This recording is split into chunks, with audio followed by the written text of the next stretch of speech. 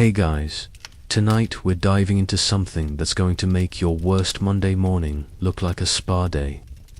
We're talking about why it absolutely, categorically, no questions asked, sucked to be an assassin in the Aztec Empire. So, before you get too comfortable in that chair, and trust me, you're going to want to appreciate that comfort. Hit that like button if you enjoy this kind of deep historical dive.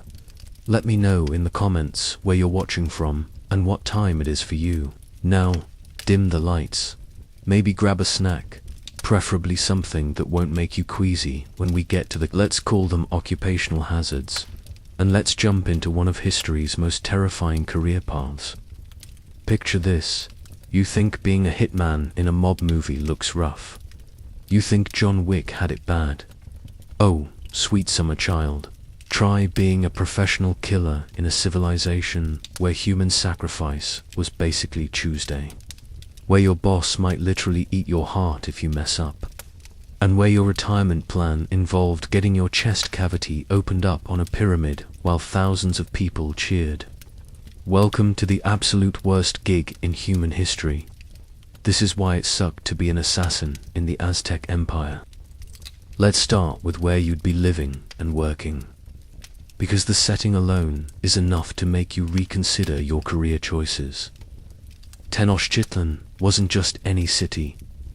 This place was Venice's psychotic older brother who'd been hitting the gym and studying human sacrifice manuals. Built on an island in the middle of Lake Texcoco, connected by narrow causeways that could be destroyed at a moment's notice. It was basically a massive prison disguised as an architectural marvel. You wake up in your cramped quarters, and I mean cramped. We're talking about a space that would make a modern studio apartment look like a palace. The walls are made of adobe and stone. There's no windows in the way you'd think of them. Just openings that let in the perpetual smell of what can only be described as eau de sacrifice mixed with lake water and human sweat. The first thing that hits you isn't the sight, it's the sound. Tenochtitlan never sleeps. There's the constant splash of canoes navigating the canals, the rhythmic pounding of obsidian tools being sharpened, and somewhere in the distance, the low hum of prayers mixed with what you really hope are just very realistic theatrical performances. But you know they're not. You stumble to your feet, and immediately you're reminded of one of the first reasons being an assassin here sucked: your equipment. Forget everything you know about assassin gear from movies or games. There's no leather armor, no steel daggers, no smoke bombs. Your primary weapon, a Mercure Weetle, essentially a cricket bat embedded with obsidian blades, so sharp they could split a hair, but so fragile they'd shatter if you looked at them wrong. It's like being handed a lightsaber made of glass. Sure, it'll cut through Spanish steel armor like butter, but drop it once and you're armed with what amounts to a very expensive stick. Your secondary weapons are even more charming. Obsidian knives that are sharper than modern surgical scalpels but about as durable as a Christmas ornament. A blow dart system that requires you to get close enough to your target to practically whisper sweet nothings in their ear. And if you're really lucky, a sling that's basically just rock throwing with extra steps. Oh, and your armor. It's cotton, quilted cotton called ich. Now, don't get me wrong, this stuff was actually pretty effective against the weapons of the time. But as an assassin, you're not exactly going for the walking mattress look when you're trying to blend into the shadows. You step outside your quarters and immediately wish you hadn't. The smell hits you like a physical wall. It's a cocktail of lake water, unwashed bodies, cooking food, burning copal incense, and something else you can't quite identify but deeply suspect is related to the constant religious ceremonies happening at the massive temple complex that dominates the city like a blood-stained mountain. Speaking of which, let's talk about your workplace hazards. As an assassin in the Aztec Empire, You're not just dealing with the normal occupational risks like getting stabbed by your target or falling off a building. No, you've got to navigate a city where human sacrifice isn't just legal, it's a civic duty. That temple complex I mentioned, the Templo Mayor, it's basically a 150-foot tall reminder that in this society, removing hearts from chests is considered a perfectly normal Tuesday activity. And here's the fun part. As an assassin, you're technically in the same business as the priests. You're both professional people removers. The only difference is they've got better PR, and you don't get to claim religious exemption. You're walking through the city, trying to get to your assignment, and you have to navigate around ceremonial processions where people are being led up those pyramid steps for their final close-up with an obsidian knife. It's like trying to get to work during a parade, except instead of floats and marching bands, it's human sacrifice and ritual disembowelment. And you can't just ignore it or take a detour, oh no. In Aztec society, showing proper respect for religious ceremonies is mandatory. So you have to stop, watch, and participate in the ritualistic appreciation of someone getting their heart carved out like a Thanksgiving turkey, all while trying to maintain your cover as a totally not suspicious citizen who definitely isn't carrying multiple weapons and planning to kill someone later. The crowd around you is cheering. Children are watching with the kind of rapt attention modern kids reserve for superhero movies. Vendors are selling snacks. It's the world's most disturbing sporting event, and you're required by law to be a fan. But here's where it gets really fun. You're not just an observer of this death-obsessed culture, you're a participant.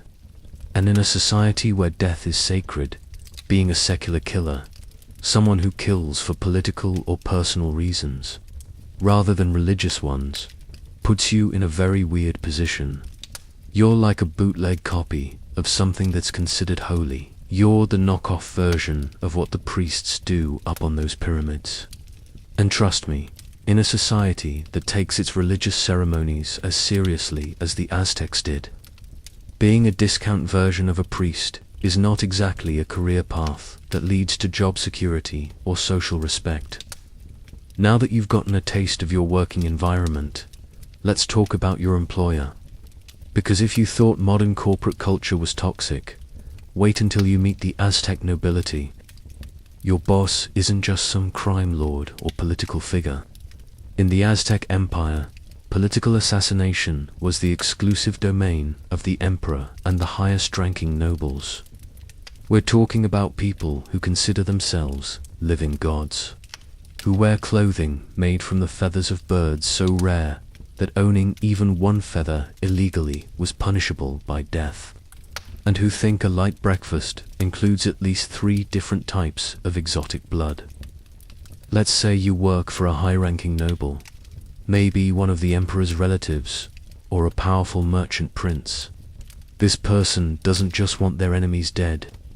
Oh no, that would be too simple.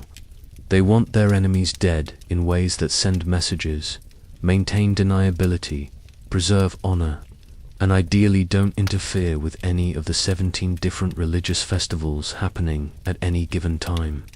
Your typical assignment briefing goes something like this. "Ah, Itzel," your boss says, not bothering to look up from the human heart he's casually examining like it's a particularly interesting piece of fruit. "I need you to eliminate Lord Xochitl, but you can't kill him during the feast of Tezcatlipoca next week, because that would be disrespectful to the gods. And you can't kill him near any sacred sites, because that would anger the priests. And you can't kill him in a way that spills blood on the ground, because we're in the middle of a drought and blood sacrifice is reserved for rain ceremonies. Oh, and his death needs to look like an accident, but also like divine punishment, but also like it might have been natural causes. Think you can handle that?" You stare at him, trying to process instructions that sound like they were written by a philosophy student having a bad acid trip. Also, he continues, finally looking up with eyes that have seen way too much and enjoyed most of it. If you fail, I'll have you flayed alive and fed to the temple animals. But no pressure. This is your everyday reality. Your boss isn't just demanding perfection. They're demanding perfection while navigating a religious and cultural minefield that would make modern diplomatic protocol look like tic-tac-toe. And here's the really fun part. Your boss probably got their position through assassination. The Aztec nobility were constantly murdering each other in elaborate power plays. Your employer has likely killed their own family members, best friends, and possibly their previous assassins. They're not just comfortable with betrayal, they've turned it into an art form.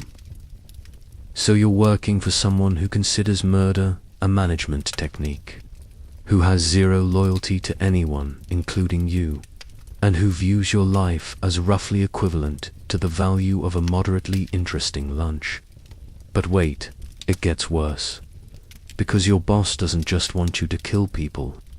They want you to gather intelligence, infiltrate enemy households, seduce targets, steal sacred artifacts, and occasionally serve as a human sacrifice. Yourself, if a mission goes wrong and they need someone to throw under the ceremonial bus. You're not just an assassin. You're a spy, a thief, a seducer, and a walking insurance policy, all rolled into one very stressed out package. And the paranoia, oh my God, the paranoia. In a society where everyone is constantly plotting against everyone else, trust is rarer than a vegetarian meal. Your boss suspects you're planning to betray them. You suspect they're planning to kill you. And everyone suspects that the person serving drinks is probably poisoning someone. It's like working for a company where every meeting is a potential execution. Every coworker is a potential assassin. And the holiday party is literally a human sacrifice ceremony. Your boss hands you a scroll with your next assignment, and you unroll it with the kind of trepidation normally reserved for medical test results or tax audits. The target is another noble, someone who's been getting too friendly with enemy city-states, someone whose death needs to look like divine judgment while also sending a clear political message, while also not interfering with any religious observances, while also being deniable but obvious. You look up at your boss, hoping for clarification, but they've already moved on to examining what appears to be a necklace made from human fingers. This is your cue to leave and start planning what might be the most complicated murder in human history. But before you go, they add one final detail. Oh, and if you're captured, you don't know me. You've never worked for me, and if you say otherwise, I'll make sure your death takes several very creative days. Welcome to Aztec corporate culture, where the employee handbook is written in blood and the retirement plan is hope you die quickly. Before we follow you on your first mission, let's talk about how you even became an assassin in the first place. Because, unlike modern hitmen who might stumble into the profession through crime or desperation, Aztec assassins were crafted through a process that makes Navy SEAL training look like summer camp. You didn't choose this life.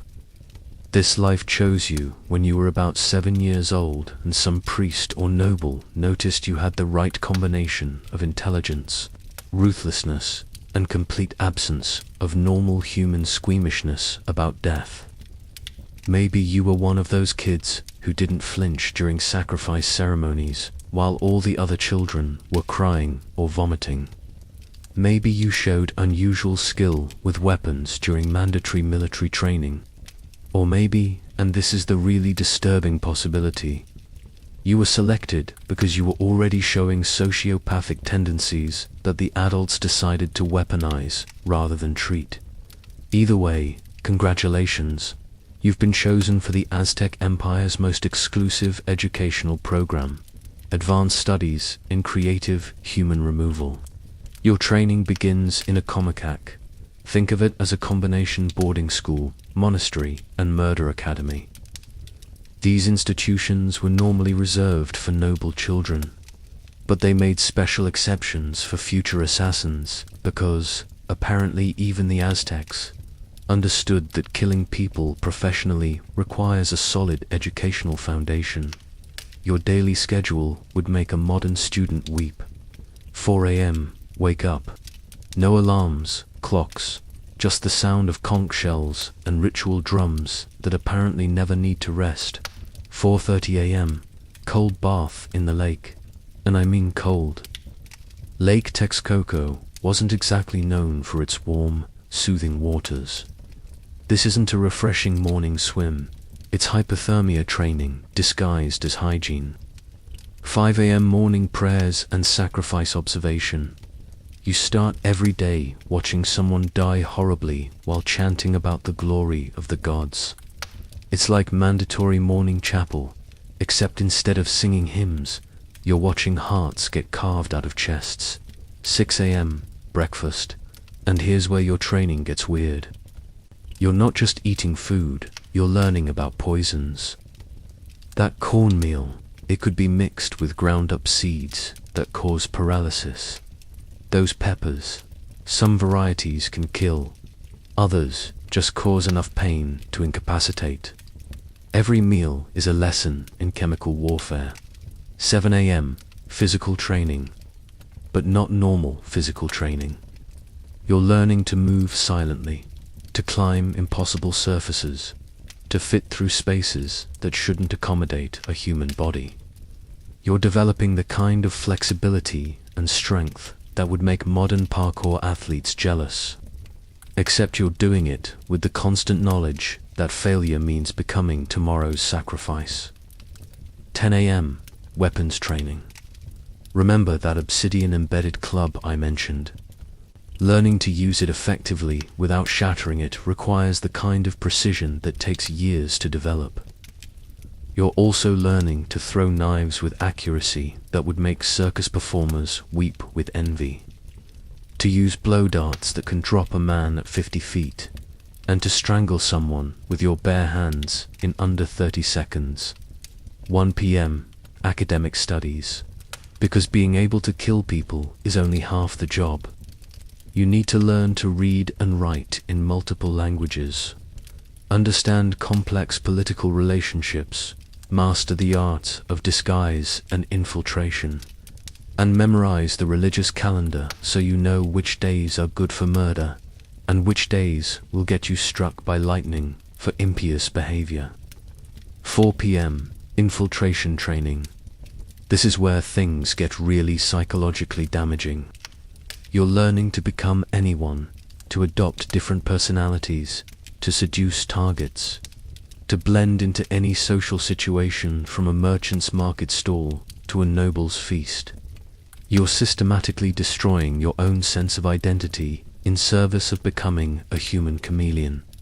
7 p.m., torture resistance. Because if you're captured, you need to be able to withstand interrogation techniques that would make medieval inquisitors ask for a career change. We're talking about pain tolerance training that involves things I'm not going to describe in detail because YouTube has community guidelines. 9 p.m., psychological conditioning. This is the part that really messes you up. You're being systematically desensitized to human suffering and death, while also being trained to function in normal social situations. You're learning to watch someone die horribly while maintaining a pleasant conversation about the weather. You're developing the ability to torture someone for information while mentally composing grocery lists. 11 p.m., sleep. Maybe. If you're lucky and there isn't a night training exercise involving infiltrating enemy compounds or practicing assassination techniques on prisoners. This continues for about 10 years. A decade of turning a child into a weapon while trying to maintain enough humanity that you can still function in society. And the psychological toll. Imagine being trained from childhood to see other people as puzzles to be solved, rather than humans to be respected. You're learning to evaluate every person you meet in terms of how you'd kill them if necessary. You're developing the ability to form emotional connections with people while simultaneously planning their deaths. You graduate from this program at about 17 or 18, and by this point, you're not quite human anymore. You're something else, something that looks human and can pass for human, but has been so thoroughly rewired that concepts like mercy or moral qualms are just abstract ideas you've heard about, but never experienced. But here's the really twisted part. You're still expected to function as a normal member of society. You need to be able to attend dinner parties, participate in religious ceremonies, maybe even get married and have children. You're a sociopathic killing machine who still needs to remember to bring a hostess gift to social gatherings. It's like being a shark that's been trained to attend book clubs. Technically possible, but the fundamental incompatibility is always lurking just beneath the surface. Your training masters, the people who've turned you into this thing, they look at you with something that might be pride. You've become exactly what they wanted, a perfect weapon disguised as a person, but you're also completely dependent on them.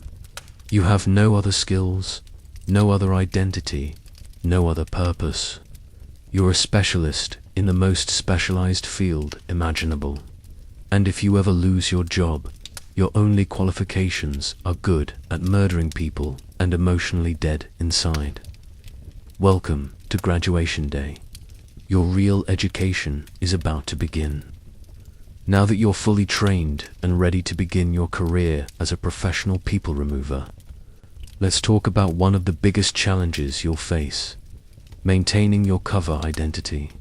See, being an assassin in the Aztec Empire isn't like being a modern hitman who can disappear into the anonymity of a big city. Tenochtitlan might have been huge. We're talking about a city of maybe 200,000 people at its peak. But Aztec society was incredibly structured and interconnected. Everyone knew everyone, or at least knew someone who knew someone. You can't just be that mysterious stranger who keeps to himself.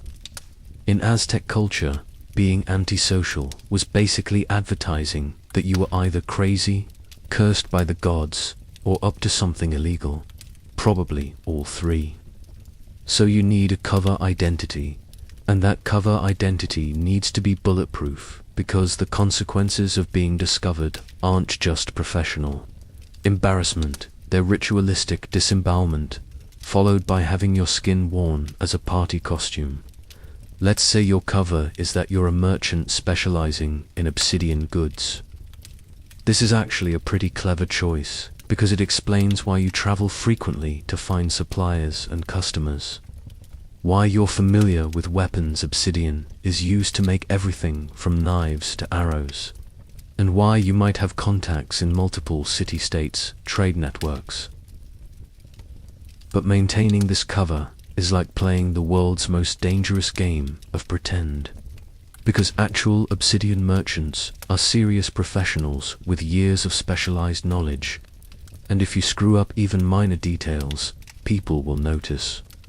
You need to know the difference between obsidian from different volcanic sources, and yes, experienced traders could tell where obsidian came from just by looking at it. You need to understand market prices, trade routes, seasonal variations in supply, the political relationships that affect commerce, and the religious restrictions that determine when certain goods can't be sold. You also need to actually conduct business. You can't just pretend to be a merchant. You need to buy and sell goods, maintain relationships with suppliers and customers, keep records. Yes, the Aztecs had complex accounting systems, and pay taxes. You're essentially working two full-time jobs, merchant and assassin. And here's where it gets really complicated. Your merchant identity can't just be a shallow facade. It needs to have depth, history, and authenticity, because Aztec society was intensely social. People will want to know about your family, your childhood, your religious practices, your political opinions, and your love life. So you need a backstory that's detailed enough to withstand scrutiny, but flexible enough that you can travel and disappear when necessary. Maybe you're from a small town that was recently destroyed in a war. Convenient explanation for why no one can verify your past. Maybe your family died in a plague, explains why you don't have relatives asking awkward questions. Maybe you're a religious pilgrim as well as a merchant, explains your extensive travel and occasional mysterious absences. But every lie you tell has to be consistent with every other lie you've told.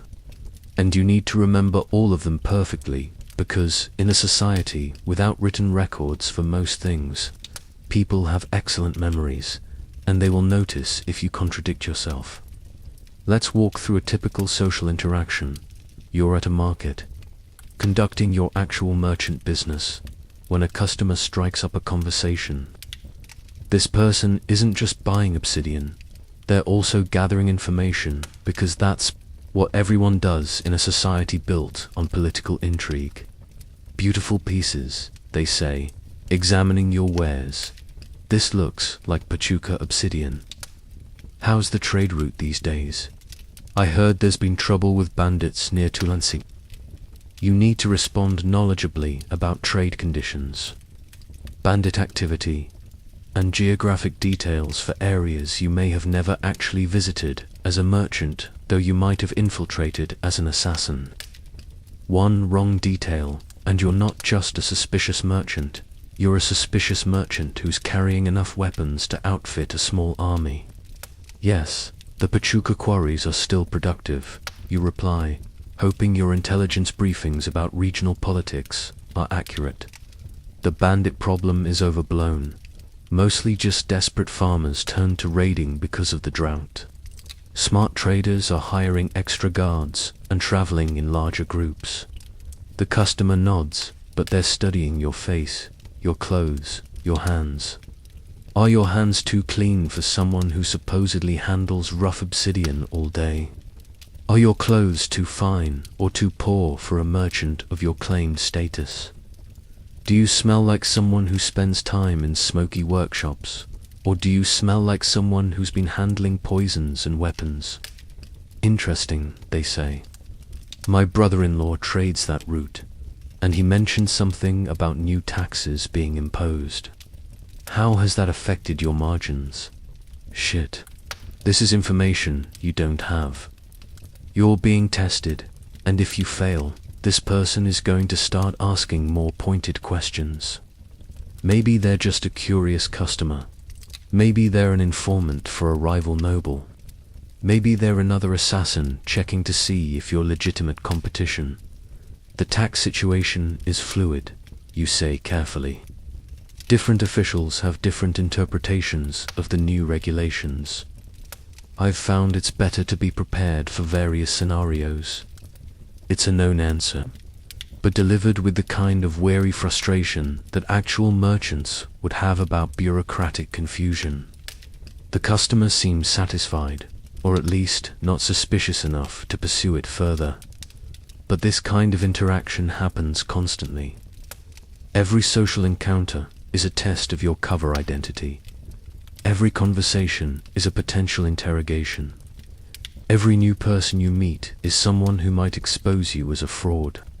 And you can't avoid social interaction because that would be suspicious in itself. Aztec society was built around community participation. You're expected to attend religious ceremonies, participate in community work projects, socialize with neighbors, and maintain the complex web of reciprocal obligations that held society together. So you're attending dinner parties where you need to make small talk about trade conditions, while mentally cataloging which guests would be easy to poison and which ones might be armed. You're participating in religious festivals where you're expected to show appropriate reverence, while also noting which ceremonies would provide good cover for assassination attempts. You're building genuine friendships with people you might need to kill someday. The psychological strain of maintaining a false identity while planning murders is immense.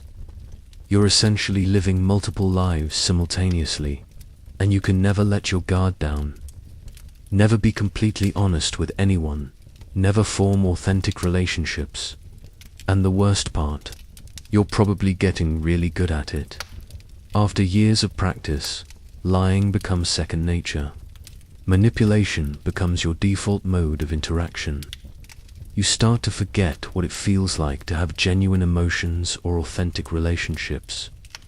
You're not just pretending to be a normal person. You're pretending so well that sometimes you almost believe it yourself. Until you get your next assignment and remember that underneath the merchant facade, you're still a weapon designed to end lives. Now let's talk about something that would absolutely break your brain as an Aztec assassin, navigating the religious landscape of an empire where the gods are not just watching, they're actively involved in daily life, and they have very specific opinions about when and how people should die. Remember, you're not working in some secular society where murder is just illegal. You're operating in a civilization where every single death has spiritual implications, where the timing of violence can determine whether the crops grow or the empire falls, and where killing someone on the wrong day might literally cause the sun to stop rising. The Aztec religious calendar is a nightmare of complexity that makes modern tax code look like a children's picture book.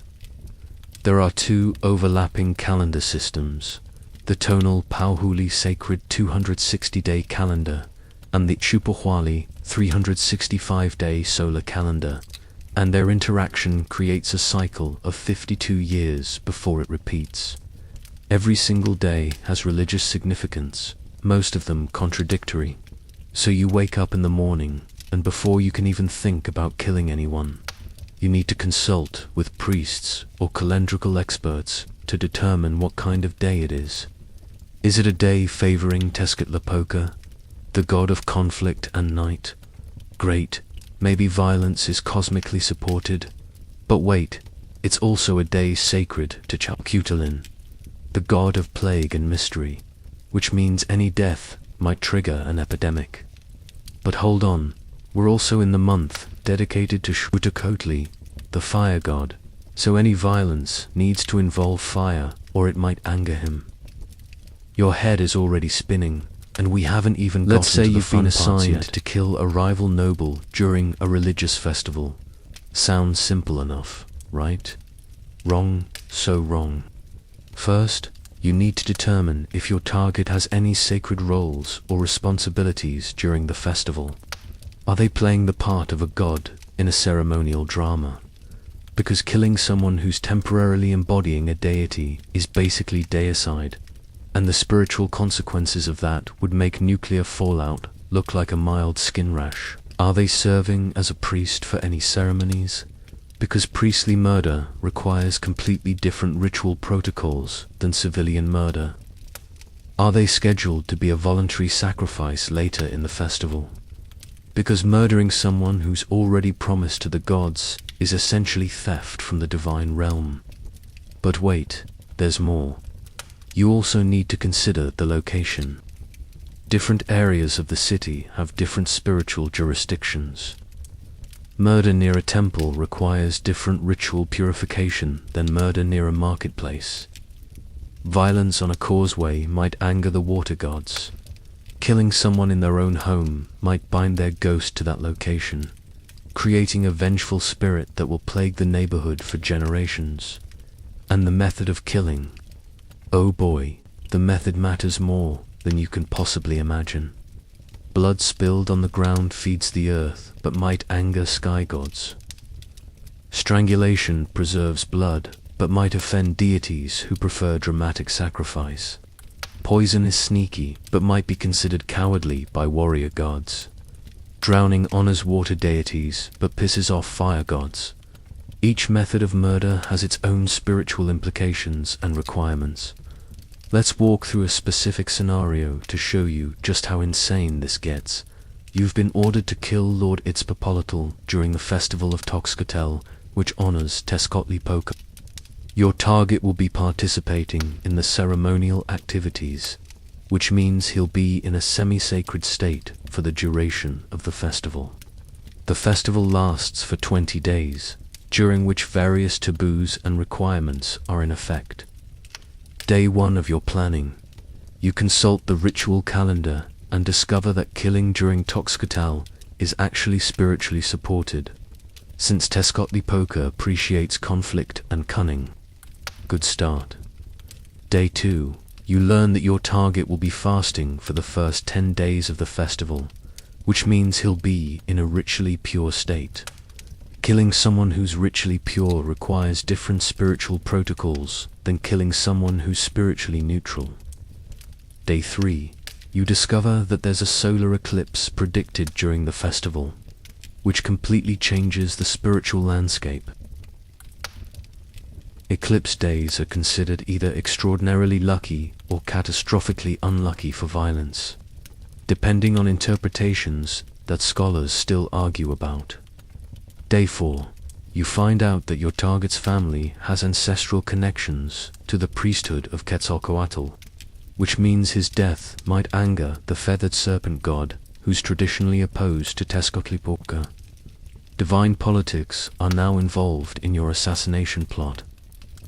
Day 5. You learn that the victim is supposed to participate in a ritual where he temporarily embodies a minor deity. Killing him while he's in divine costume might technically count as deicide, but it also might be seen as the god sacrificing himself through you as an instrument. Day 6. You discover that the assassination needs to happen during a specific ceremony where blood offerings are being made, because the spiritual energy of the sacrifice will mask the murder. But you also learn that interrupting the ceremony with unauthorized violence might cause the ritual to fail, which could lead to crop failure, plague, or military defeat. Are you getting a migraine yet? Because we're just getting started. You also have to consider the spiritual consequences for yourself. Every murder you commit changes your spiritual status. Kill too many people and you might become spiritually heavy with death energy, making you vulnerable to certain types of divine punishment. Kill the wrong people and you might attract the attention of protective spirits or angry ghosts. But kill too few people, or fail to kill when ordered, and you might be seen as failing in your cosmic role, which could also attract divine punishment. There's literally no way to win. You're trapped in a system where following orders might doom your soul, but refusing orders will definitely doom your body. And then there are the purification requirements. After each killing, you need to undergo ritual cleansing that might take days or weeks. This involves fasting, bloodletting, yes, you have to cut yourself, burning specific types of incense, and sometimes temporary isolation from society. But you can't always take time for proper purification because you might have another assignment immediately. So you're operating in a state of increasing spiritual contamination, carrying the death energy of your victims with you everywhere you go. This spiritual pollution affects everything. Your food tastes wrong. Your sleep is plagued by nightmares. Animals avoid you. Plants wither when you touch them. Children start crying when you get near them. You're becoming something that's not quite human anymore. Something that exists in the liminal space between life and death. And the priests know. Oh, they definitely know. They can sense spiritual contamination like bloodhounds can smell fear. So you have to avoid most religious personnel, which in a theocratic society means avoiding anyone with real power or influence. You're trapped in a job that requires you to constantly violate spiritual laws while living in a society where spiritual violations are considered worse than any earthly crime. You're committing cosmic treason on a regular basis while trying to maintain the facade of being a pious citizen. The gods are watching. The spirits are angry. Your soul is being slowly destroyed by the work you do.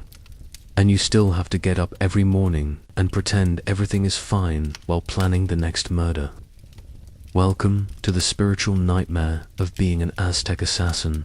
where every kill brings you one step closer to damnation, and there's absolutely no way to avoid it.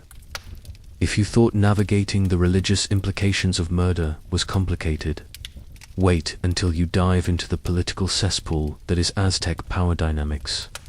In the Empire, assassination isn't just a tool of statecraft, it's the primary method of career advancement, conflict resolution, and social mobility. Everyone wants everyone else dead, and I mean everyone. The Emperor wants his brothers dead because they might challenge his authority. The brothers want each other dead because there can only be one successor. The nobles want the Emperor dead because they think they could do better. The priests want the nobles dead because they're getting too secular. The merchants want the priests dead because religious restrictions are bad for business. The military commanders want everyone dead because that's literally their job. You're not just an assassin in this system. You're a crucial component of a political machine that runs entirely on murder. Let's break down the power structure you're operating in, because understanding who wants whom dead and why is essential for survival at the top.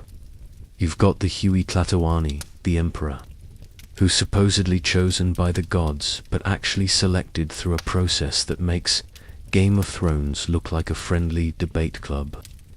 The Emperor's position is theoretically secure, but in reality, he's constantly dealing with challenges from family members, military commanders, and anyone else who thinks they could wear the fancy feather headdress better. Your Emperor might hire you to eliminate a brother who's getting too popular with the military, or a son who's showing too much independence, or a cousin who's been making diplomatic overtures to enemy city-states. Imperial family reunions must have been absolutely terrifying. But here's the twist. That same Emperor might be marked for death by other nobles who think he's weak, incompetent, or insufficiently aggressive toward neighboring empires.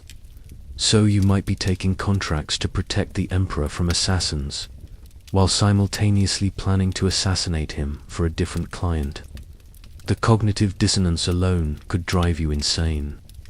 Below the Emperor, you've got the Pippleton, the noble class, and these people have turned political backstabbing into an art form that would make Machiavelli weep with envy.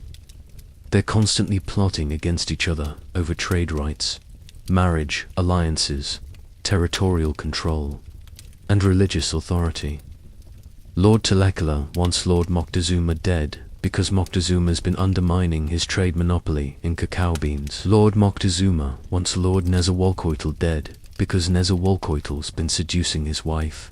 Lord Nezawalcoitl wants Lord Tlakelel dead because, honestly, at this point, it doesn't matter.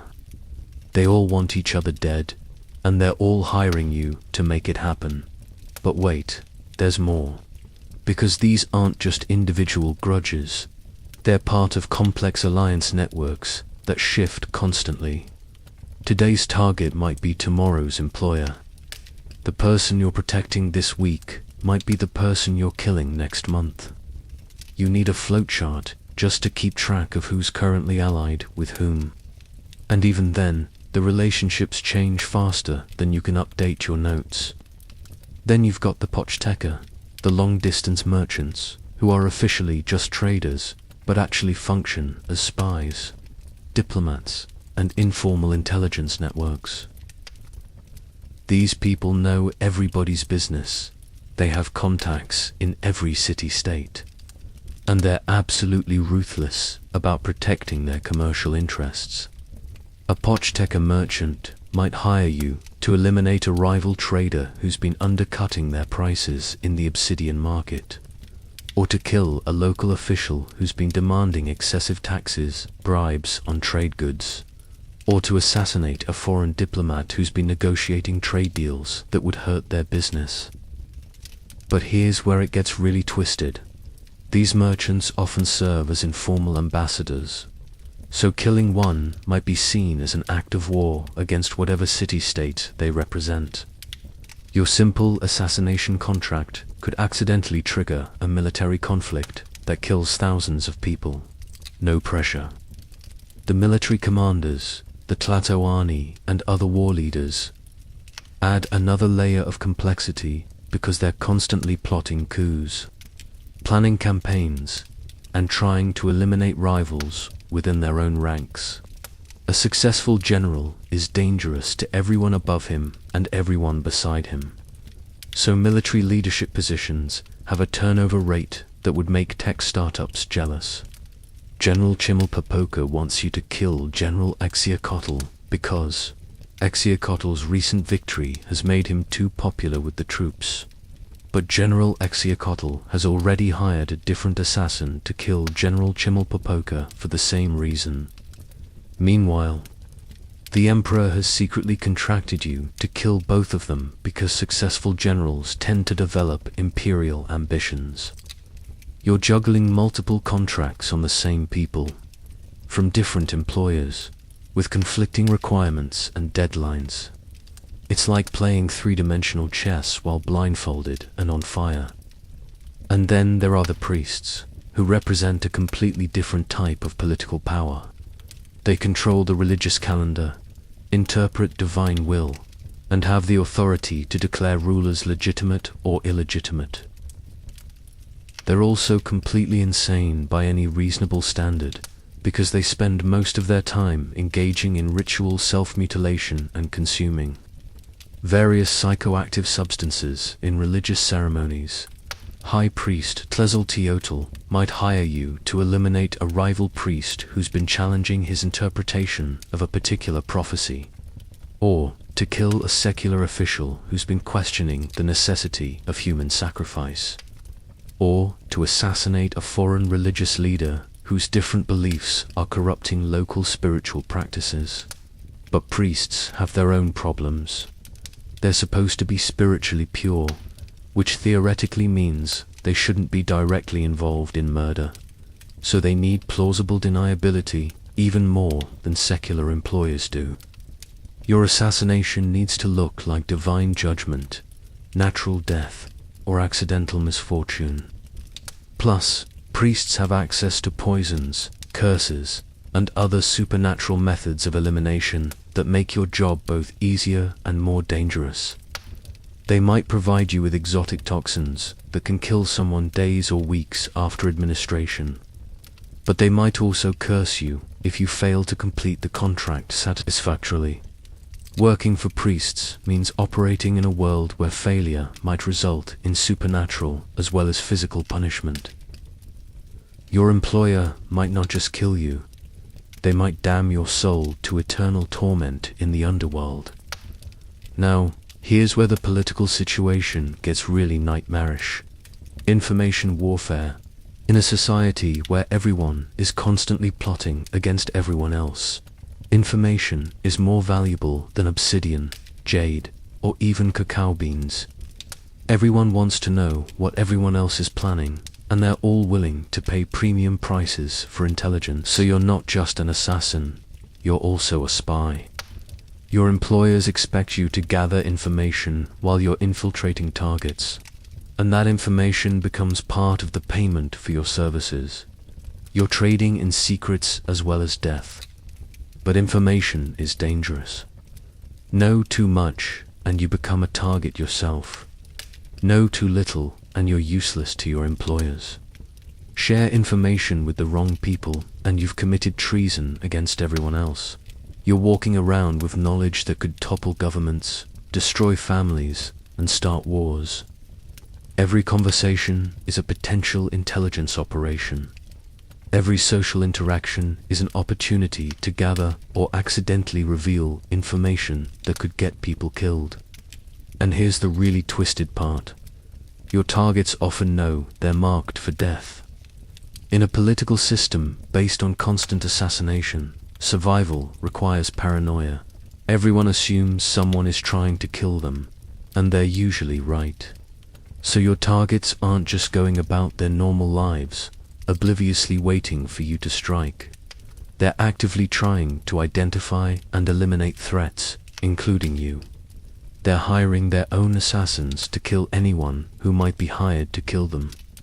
They're employing food tasters, bodyguards, and intelligence networks. You're not just hunting prey, you're hunting prey that's hunting you right back. Lord Xochitl knows that someone wants him dead. He doesn't know who hired the assassin or when the attempt will come, but he knows it's coming. So he's hired his own team of killers to eliminate anyone who might be a threat, including, potentially, you. You might be stalking your target while your target's assassins are stalking you. It's a deadly game of cat and mouse, where everyone is simultaneously the cat and the mouse. The paranoia is infectious and exhausting. You can't trust anyone completely because anyone might be working for your target, or for a rival employer, or for their own hidden agenda. You can't form genuine relationships because relationships create vulnerabilities that enemies can exploit. You're living in a world where friendship is a luxury you can't afford. Love is a weakness that can get you killed, and trust is a mistake that might be your last. And the worst part, this political murder machine is completely unstable.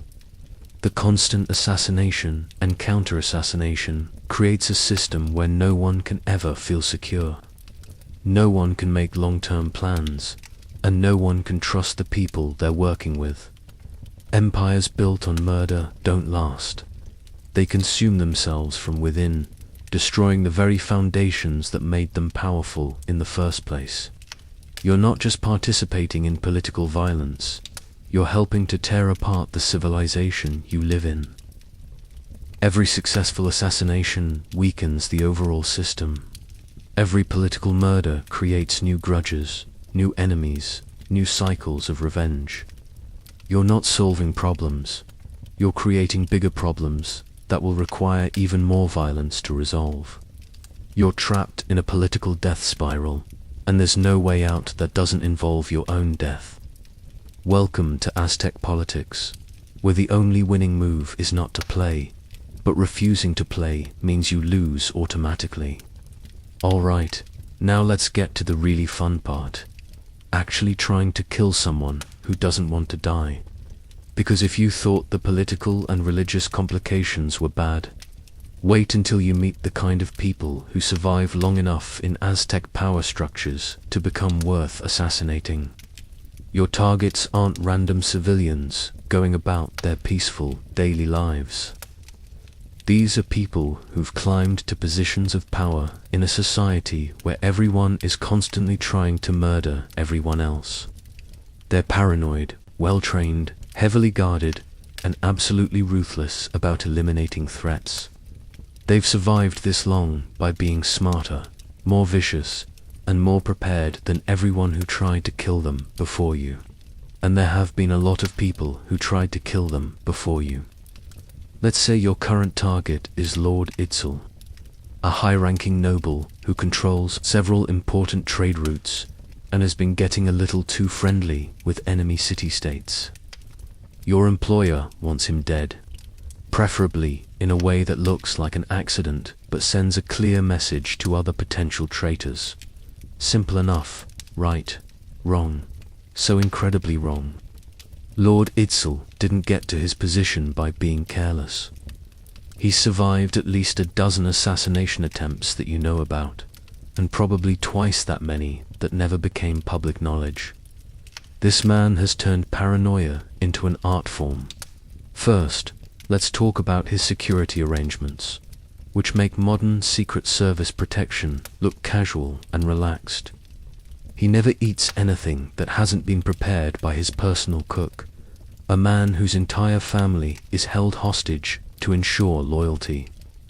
The cook doesn't just taste the food, he eats a full portion of everything an hour before Lord Itzel does, then waits to see if he dies horribly. But wait, there's more. The ingredients are sourced from different suppliers each time, bought by different servants who don't know what they're purchasing for, and stored in locations that are changed regularly. Poisoning his food isn't just difficult, It's a logistical nightmare that would require corrupting dozens of people without any of them realizing they're part of an assassination plot. His living arrangements are equally paranoid. He doesn't sleep in the same room twice in a row. His compound has multiple bedrooms that are identical from the outside, and even his closest servants don't know which one he'll choose on any given night. The rooms are checked for traps, hidden assassins, and structural weaknesses every single day. The guards aren't just numerous, they're rotated constantly so that none of them can be bribed or corrupted over time. They don't know each other's identities, they're recruited from different regions, and they're paid well enough that betraying Lord Itzel would mean giving up a better life than they could find anywhere else. Oh, and some of those guards aren't actually guards. Some of them are assassins whose job is to kill anyone who gets too close to the real guards. Lord Itzel has hired killers to protect his protectors. It's like Russian nesting dolls, but with more murder. His daily schedule is completely unpredictable. He might attend a religious ceremony that was announced weeks in advance. Or he might send a body double while he conducts business elsewhere. He might travel by the main causeway with a full escort, or he might slip out of the city by canoe in the middle of the night. He never meets with the same people in the same places twice. Business negotiations happen in different locations each time, with different security arrangements, and different protocols for who's allowed to attend. And here's where it gets really frustrating for you. He knows he's a target, and he knows that someone like you is probably planning his death right now. He's not just defending against assassination attempts, he's actively trying to identify and eliminate potential assassins before they can act. He has his own network of informants and spies who are trying to identify anyone who's asking too many questions about his habits, anyone who's been seen near his properties too frequently, anyone whose cover story doesn't quite hold up under scrutiny. Remember that merchant identity you've been maintaining. Lord Itzel's people are checking with your supposed suppliers, customers, and business associates. They're verifying your trade routes, your financial records, and your personal history. If any detail of your cover story doesn't match up perfectly, you're going to have a very short and very unpleasant conversation with his security team. But let's say you're good enough that your cover identity holds up under investigation. You still need to get close enough to actually kill him, and that requires infiltrating social circles that are more exclusive than modern country clubs and more paranoid than conspiracy theorists.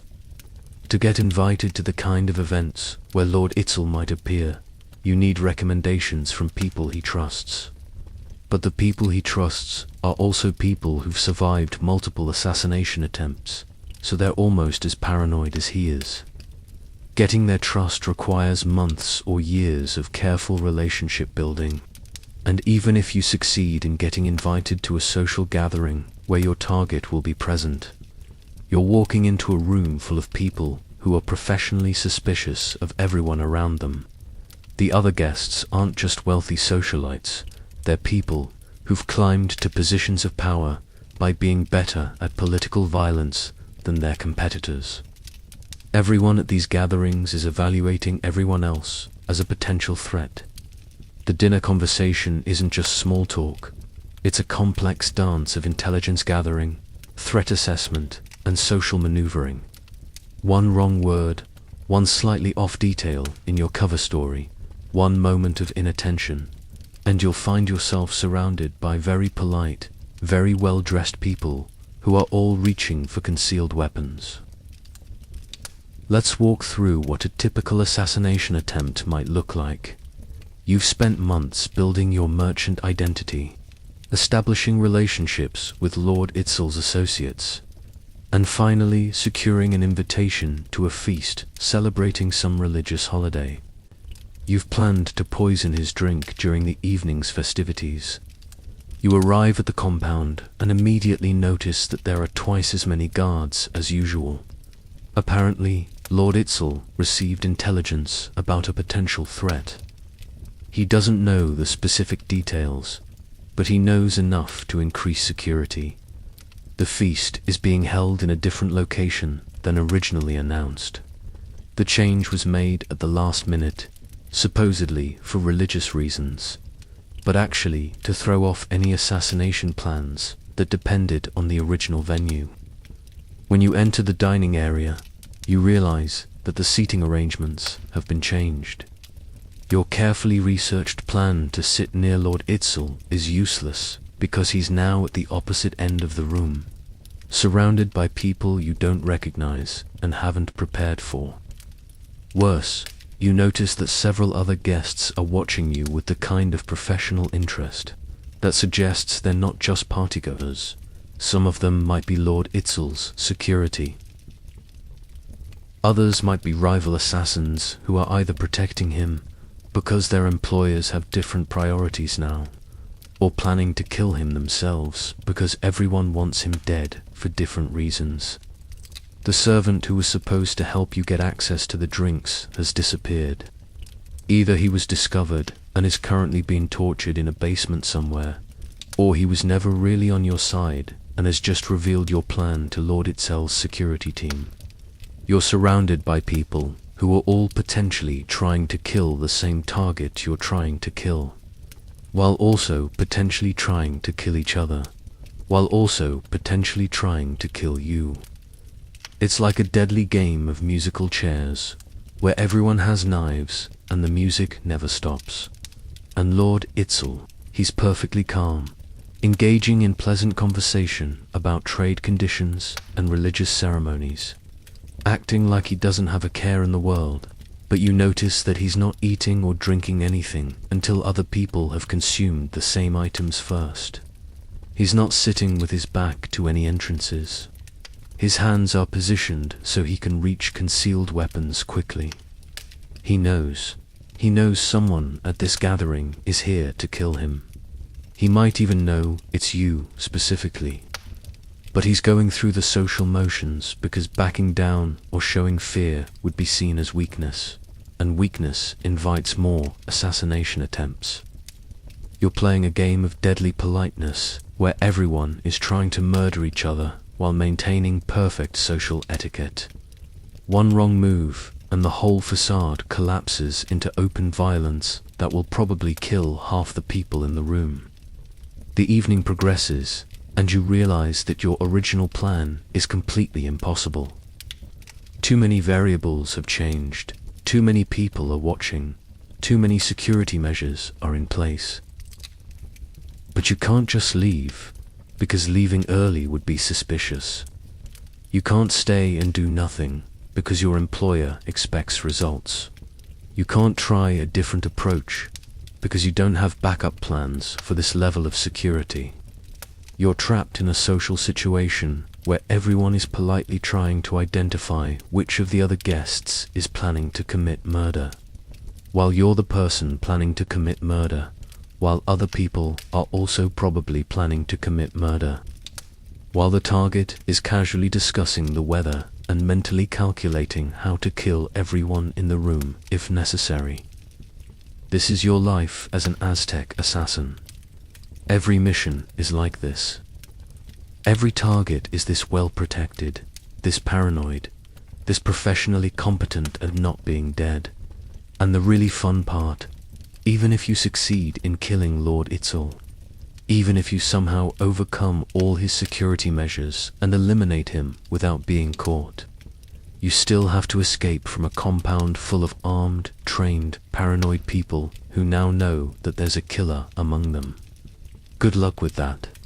Let's talk about your equipment, because if you thought trying to kill paranoid nobles was hard enough, wait until you see what you have to work with. The weapons and tools available to an Aztec assassin were simultaneously some of the most effective killing implements ever created, and some of the most frustrating pieces of equipment you could possibly imagine. Starting with your primary weapon, the Mokuaweeptal. This thing is basically a nightmare that someone decided to call a club. Picture a cricket bat, but instead of a smooth surface, it's embedded with pieces of obsidian that are sharper than surgical scalpels and more fragile than your grandmother's china. Obsidian is volcanic glass, and when it's properly knapped, it creates edges that are literally only a few molecules thick. These blades are so sharp that modern surgeons sometimes use obsidian scalpels for procedures that require incredibly precise cuts. A mature wheatle in the hands of a skilled warrior could decapitate a horse with a single swing. But here's the thing that makes it a nightmare for an assassin. Obsidian is glass. Sharp, incredibly effective glass that shatters if you look at it wrong. You can't lean your mature wheatle against a wall without risking chipping the blades. You can't use it to parry another weapon without potentially shattering half the cutting surface. You can't even transport it safely without specially designed cases that protect the edges from damage. And once an obsidian blade is chipped or broken, you can't just sharpen it like a metal knife. You need to find someone with the incredibly specialized skill of obsidian knapping to replace the damaged pieces. These craftsmen are rare, expensive, and usually loyal to specific nobles or institutions. Finding one willing to work for an assassin, no questions asked, is like finding a unicorn that also does your taxes. So you're carrying a weapon that could kill anyone with a single good hit. But that might also become completely useless if you bump it against a doorframe too hard. It's like being issued a gun made of crystal, theoretically devastating, practically terrifying. Your backup weapons aren't much better. Obsidian knives have the same fundamental problem as the mature wheatle. They're incredibly sharp and incredibly fragile. You might have a dozen knives at the start of a mission, and only 3 functional ones by the end. Not because you used them to kill people, but because you damaged them just carrying them around. And these aren't weapons you can practice with extensively, because every practice session risks breaking expensive, irreplaceable blades. You need to develop and maintain skills with weapons you can barely afford to use for training. Then there's the untold, a spear-throwing device that can launch darts with enough force to penetrate Spanish steel armor. In the hands of an expert, it's incredibly accurate and devastatingly powerful. The problem is becoming an expert when every missed shot means losing a custom-crafted projectile. That takes days to make and costs more than most people earn in a month. You're using ammunition that's more expensive than jewelry. Every shot needs to count, not just because you need to hit your target, but because you literally can't afford to miss. The blow dart system has its own special set of problems. The darts are tiny and easy to lose.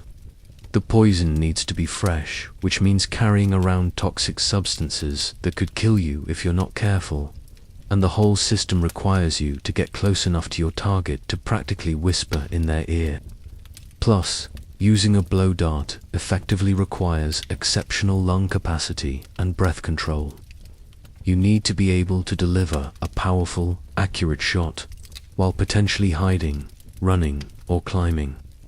Try holding your breath and shooting a precise projectile while hanging upside down from a rope, and you'll start to understand the athletic requirements. But the real nightmare of Aztec assassin equipment isn't the weapons, it's the poison. Aztec poisoners had access to some genuinely terrifying substances.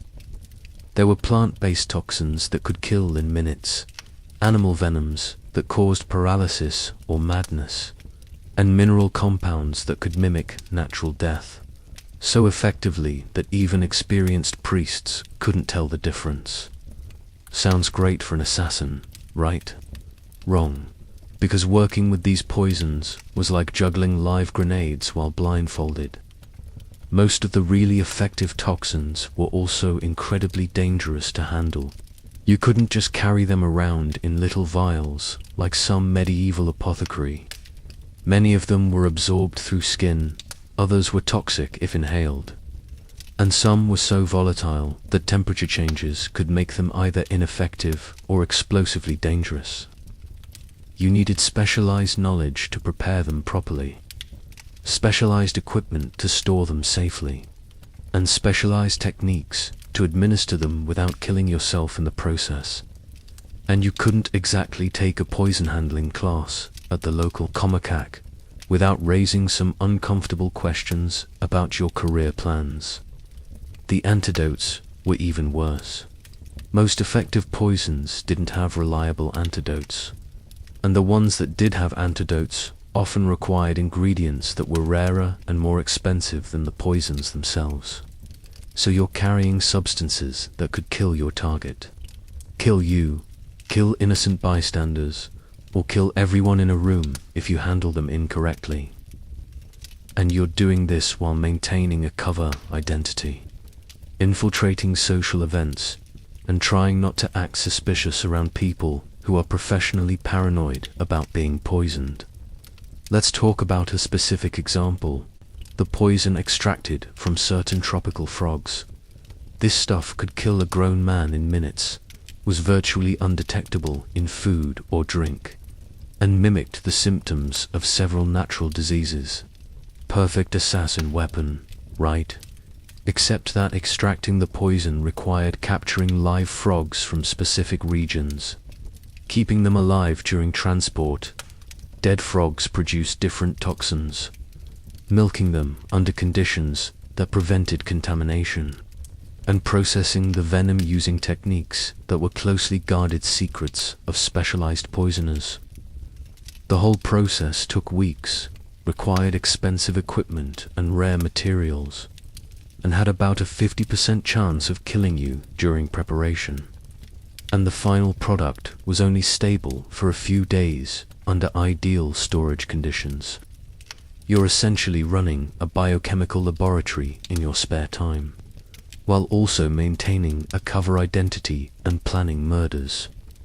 It's like being a part-time research scientist whose specialty is substances that kill people horribly. And then there's the problem of testing your poisons. You need to know they work before you use them on important targets, but testing requires subjects. Where do you get test subjects for illegal toxins without exposing your identity as an assassin? Some assassins used captured enemies or criminals scheduled for execution, but that required connections with the justice system and created witnesses who might talk. Others tested on animals, but animal responses don't always predict human reactions, and some poisons that are deadly to jaguars are harmless to people.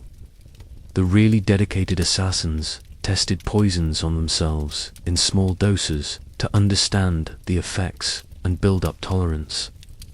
This is as insane as it sounds. You're deliberately poisoning yourself with substances designed to kill people, hoping you can build up immunity without accidentally dying in the process. Imagine explaining that to your family. Sorry, I've been acting strange lately. I've been gradually poisoning myself with frog venom as part of my job training. Your equipment storage is another nightmare. You can't just keep assassination gear in your house, because if anyone discovers it, you're dead. But you can't store it too far away, because you might need access quickly when contracts come up. So you need secure, hidden locations that are accessible but not traceable to you. Maybe you've got weapons cached in hollow trees, buried in specific locations, or hidden in buildings you don't officially have access to. You're maintaining a secret supply network for items that would get you executed if discovered. And you need multiple backup sets of everything, because equipment breaks, gets lost, or becomes compromised. You might have obsidian blades hidden in 6 different locations around the city, poison supplies stashed in 3 separate caches, and backup identity documents scattered across a dozen safe houses.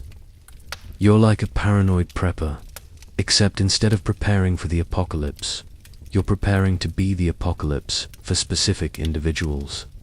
The maintenance requirements alone are exhausting. Obsidian blades need to be protected from moisture, temperature changes, and physical contact. Poisons need to be kept at specific temperatures and replaced regularly. Blow darts need to be perfectly straight and precisely balanced. You're spending more time maintaining your equipment than most craftsmen spend actually using their tools. And you're doing it secretly, at night, in hidden locations, while paranoid that someone might discover what you're doing. But here's the really twisted part. Despite all these problems, Aztec assassination equipment was genuinely effective. When it worked properly, when it was used by someone with the right skills and knowledge, it was devastatingly lethal. The problem was that when it worked properly was a pretty big if. Your success rate wasn't just dependent on your skill, planning, and luck. It was also dependent on whether your weapons decided to cooperate on any given day. You might plan the perfect assassination, infiltrate your target's security, get into position for the killing blow, and then have your Mercure shatter when it hits a bone. Or your poison might have degraded during storage and only make your target slightly nauseous instead of dead. Or your blow dart might miss by inches because the dart was slightly warped. You're using equipment that's simultaneously the most advanced killing technology of its time and the most unreliable gear imaginable. It's like being a professional racing driver whose car might decide to fall apart at any random moment during the race. Welcome to the frustrating, terrifying, deadly world of Aztec assassination equipment, where your weapons are as likely to kill you as your enemies, and Murphy's Law applies with supernatural consistency. Now let's talk about something that might seem less important than weapons or targets or religious complications, but actually represents one of the most psychologically devastating aspects of being an Aztec assassin: trying to maintain normal human relationships while secretly being a professional killer. Because here's the thing, you still need to function as a member of society. You can't just disappear into the shadows and become some mysterious hermit. Because in Aztec culture, people without social connections are automatically suspicious. You need friends, family relationships, romantic partners, and community ties, or you'll stand out like a sore thumb in a society that values social integration above almost everything else. But how do you maintain authentic relationships when your job involves systematically destroying your capacity for normal human empathy? Let's start with the most basic social interaction: friendship. You meet someone, maybe another merchant, if we're sticking with your cover identity. He's friendly, intelligent, shares your interests in trade and travel. Under normal circumstances, you might develop a genuine friendship with this person. But you can't think of him as just a person anymore. Your training has rewired your brain to evaluate everyone in terms of threat assessment and utility. When he tells you about his family, you're mentally cataloging potential vulnerabilities that could be exploited if you ever needed to manipulate him. When he mentions his business connections, you're thinking about how those relationships might be useful for gathering intelligence or gaining access to targets. He invites you to his house for dinner, and while you're making pleasant conversation with his wife and children, part of your mind is automatically noting the security arrangements, the layout of the rooms, the potential entry and exit points. You're mapping his house like a potential battlefield, not because you plan to hurt him, but because you literally cannot turn off that part of your brain anymore. His wife asks about your family, and you give her the carefully prepared backstory you've developed for your cover identity. You tell her about your fictional childhood, your invented siblings, your imaginary parents. You're lying to these people with every breath, and you're so good at lying that it feels natural. But here's what makes it really twisted. You're starting to genuinely care about them.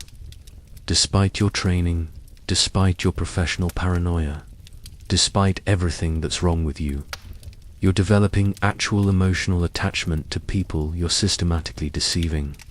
You find yourself looking forward to these dinner invitations. You enjoy the conversations, the laughter, the sense of belonging to something normal and healthy. For a few hours, you can almost pretend you're just a regular person with regular problems. But then you get your next assignment, and you have to cancel plans with your friends because you're busy planning someone's death. Or worse, you discover that your new target is connected to your friend's social circle, and now you have to decide whether maintaining your cover is worth potentially putting people you care about at risk. What if your target is your friend's business partner? What if eliminating your target will destroy your friend's livelihood? What if the assassination you're planning will hurt innocent people you've grown to love? You're trapped between your professional obligations and your human connections, and there's no way to honor both. Dating is even more of a nightmare. Let's say you meet someone attractive, someone who makes you laugh, someone who makes you remember what it felt like to be human. You want to pursue a relationship, but how do you date someone when you can't tell them anything true about yourself? You can't share your real thoughts, your actual experiences, your genuine emotions. You can't talk about your work, your problems, your fears, or your hopes for the future. Every conversation has to be carefully managed to maintain your cover identity. And physical intimacy creates its own problems. Your body bears the scars of your training and your missions. You have calluses from handling weapons, scars from combat training, marks from ritual scarification that's part of your religious cover. How do you explain those to someone who thinks you're a peaceful merchant? More importantly, how do you be vulnerable with someone when vulnerability is literally a professional death sentence? How do you trust someone when trusting the wrong person could get you executed as a traitor? You're trying to build an intimate relationship while maintaining emotional barriers that are essential for your survival. You want to love and be loved, but you can't afford the luxury of genuine emotional openness. And what happens if your romantic partner starts getting suspicious? What if they notice inconsistencies in your stories, or gaps in your supposed business records, or strange absences that coincide with mysterious deaths in the city? Do you disappear from their life without explanation, leaving them heartbroken and confused? Do you kill them to protect your cover? Do you try to recruit them as an accomplice, potentially destroying their innocence and dragging them into your nightmare world? None of these options are good. All of them involve hurting someone you care about. But let's say you somehow manage to maintain a relationship despite all these obstacles. Maybe you find someone who doesn't ask too many questions, who's content with the limited version of yourself you're able to share. Maybe you even get married, have children. Now you're not just risking your own life with your professional activities, you're risking theirs. Your enemies will use your family as leverage against you. Your employers will threaten your loved ones to ensure your loyalty. Your targets might try to hurt your family as a way of getting to you. You're putting the people you care about most in danger simply by caring about them. And your children. How do you raise children when you're fundamentally broken as a human being? How do you teach them about morality, empathy, and compassion when you've systematically destroyed those qualities in yourself? What happens when your 6-year-old daughter asks you what you do for work? When your 10-year-old son wants to know why daddy sometimes comes home covered in blood? When your teenage children start noticing that people seem afraid of you, that conversations stop when you enter a room, that your merchant business doesn't quite add up? You want to be a good parent, but you're literally a professional murderer. You want to protect your children's innocence, but you've lost your own innocence so completely that you barely remember what it felt like. The social expectations are crushing. You're supposed to be a pillar of the community. a responsible citizen, a role model for younger people. You're expected to participate in religious ceremonies, contribute to community projects, mentor apprentices in your supposed profession. But every social obligation is a potential security risk. Every community event is a place where you might encounter targets, employers, or rival assassins. Every mentor relationship is complicated by the fact that you're teaching lies to young people who trust you. You're living multiple lives simultaneously, and the psychological strain of maintaining all these different identities is slowly driving you insane. You start to lose track of which version of yourself is real, which memories are genuine, and which are part of your cover story. Sometimes you catch yourself believing your own lies. You'll be telling someone about your fictional childhood and realize that you're remembering it as if it actually happened. The boundaries between your real identity and your cover identity start to blur. Other times, you'll be in the middle of a normal social interaction and suddenly remember what you actually do for a living. The cognitive dissonance is jarring. You'll be laughing at a friend's joke while simultaneously thinking about the person you killed last week. And the contrast between these two realities is psychologically devastating. You start to feel like you're going crazy, like you're living in a world that doesn't quite make sense, where nothing is exactly what it seems, and everyone is pretending to be something they're not. Which, to be fair, in Aztec noble society, is actually pretty accurate. Everyone is constantly lying to everyone else about something. The difference is that your lies are about systematic murder rather than just political maneuvering or personal affairs. But the isolation is the worst part. You can never be completely honest with anyone about anything. You can never fully relax, never completely trust, never entirely let your guard down. You're surrounded by people but fundamentally alone, connected to others but never truly known by anyone. You're the loneliest person in a crowded room, the fake friend in a circle of genuine relationships, the broken human trying to pass for normal among people who still remember what normal feels like. And the really tragic part is that you're probably really good at maintaining these relationships. Your training in manipulation and deception makes you an excellent friend, romantic partner, and community member, as long as no one looks too closely. You're probably more charming, more attentive, more socially skilled than most people. Your ability to read people and give them what they want emotionally makes you incredibly appealing as a companion, but it's all performance. It's all carefully calculated to maintain your cover and protect your secrets. The person everyone loves isn't really you. It's a character you play so well that sometimes you forget it's not real. You're the ultimate fake friend. And the worst part is that you genuinely care about the people you're deceiving. You love them enough to lie to them, to protect them from the truth of what you are, to sacrifice your own emotional authenticity to preserve their illusions. It's the most twisted form of love imaginable, caring so much about someone that you can never let them know who you really are. Let's talk money, because even professional killers need to pay rent, buy food, and maintain their equipment. And the economics of being an Aztec assassin are absolutely bonkers in ways that would make modern gig workers weep with recognition and horror. First, let's address the fundamental problem.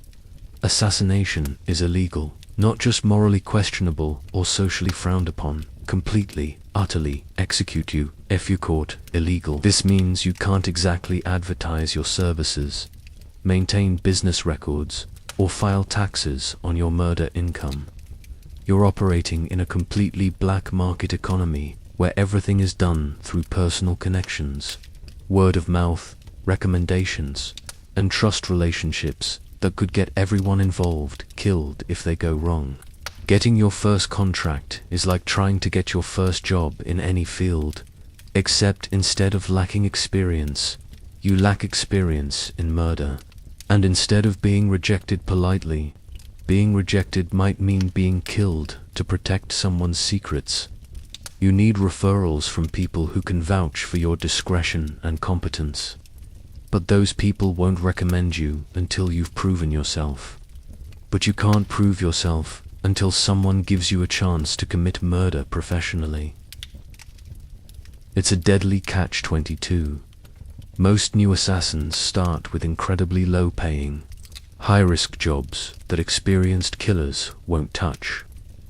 Maybe you're hired to eliminate a small-time merchant who's been cheating customers, or a minor official who's been skimming taxes. The pay is terrible. The targets are paranoid despite being unimportant, and if you screw up, you're on your own. Your first assassination contract pays maybe 50 cacao beans and a small jade ornament. To put that in perspective, a turkey costs about 100 cacao beans. So you're being paid approximately half a turkey to risk your life ending someone else's life. It's like being paid in Monopoly money for playing the most dangerous game possible. But it gets worse. You don't just get paid for successful kills. You have expenses. Equipment costs are astronomical. Remember those Obsidian blades we talked about? A single high-quality Makua Weetle costs more than most people make in a year.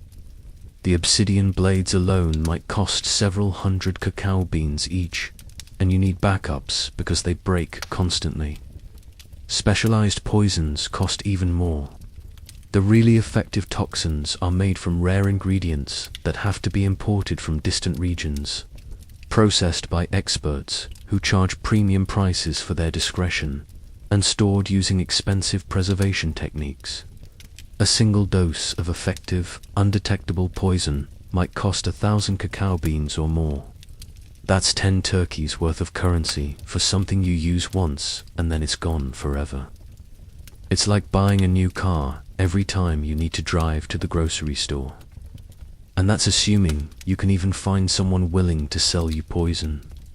Most suppliers won't deal with freelance assassins because the legal risks are too high. You need connections, references, and usually a much larger organization backing you before anyone will sell you the really good murder supplies. So you're stuck using cheaper, less reliable equipment, which means your success rate is lower, which means you develop a reputation for being incompetent, which means you only get offered the worst contracts, which means you can't afford better equipment. It's a vicious cycle of professional mediocrity. But let's say you somehow manage to establish yourself and start getting better contracts. The pay scales up dramatically. A high-profile political assassination might pay thousands of cacao beans, jade ornaments worth small fortunes, or even land grants. You're finally making enough money to live comfortably. Except now you have different problems. High-paying contracts come with higher stakes and more complex requirements. You're not just killing someone, you're managing elaborate schemes that might take months to execute and require bribing dozens of people, maintaining multiple cover identities, and coordinating with other criminals that land grant you were promised. It comes with the expectation that you'll use it as a base of operations for future assignments. That jade payment, it's traceable, which means you need to launder it through legitimate transactions before you can spend it safely. You're no longer just an assassin, you're running a small criminal enterprise with all the management headaches that implies. You need to keep books secretly, manage employees who might betray you, handle logistics without leaving evidence, and deal with clients who might decide to kill you instead of paying you. Speaking of clients not paying, let's talk about collections. What do you do when someone hires you to kill their business rival? You successfully complete the contract, and then they decide they don't want to pay because the death looked too suspicious, or it happened on the wrong day, or I changed my mind about wanting him dead. You can't exactly take them to court. You can't file a complaint with the Merchants Guild. You can't leave negative reviews on Yelp. Your only recourse is violence or the threat of violence, which means you're now in conflict with someone who was already comfortable hiring assassins. So you either write off the loss, bad for business, or you escalate the situation, potentially deadly for you. Either way, you're learning that the criminal justice system doesn't protect criminals, even when other criminals wrong them. But the really insidious problem is lifestyle inflation and operational security costs. As you become more successful, you need to spend more money to maintain your cover identity and protect yourself from the enemies you're accumulating. That merchant persona you've been developing. It needs to look increasingly successful to match your growing wealth, which means investing in better clothes, higher quality trade goods, more impressive living arrangements, and more extensive business relationships. But every improvement to your cover identity creates new vulnerabilities. Better clothes need to be explained. Expensive possessions need to be justified. Impressive living arrangements attract attention from tax collectors, potential thieves, and curious neighbors. You're caught between needing to look successful enough to be credible and not looking so successful that people start asking uncomfortable questions about how a simple Obsidian merchant can afford jade jewelry and feathered cloaks. The security costs are even worse. As your reputation grows, so does the number of people who want to kill you. Rival assassins see you as competition. Your target's allies want revenge. Your former clients want to eliminate loose ends.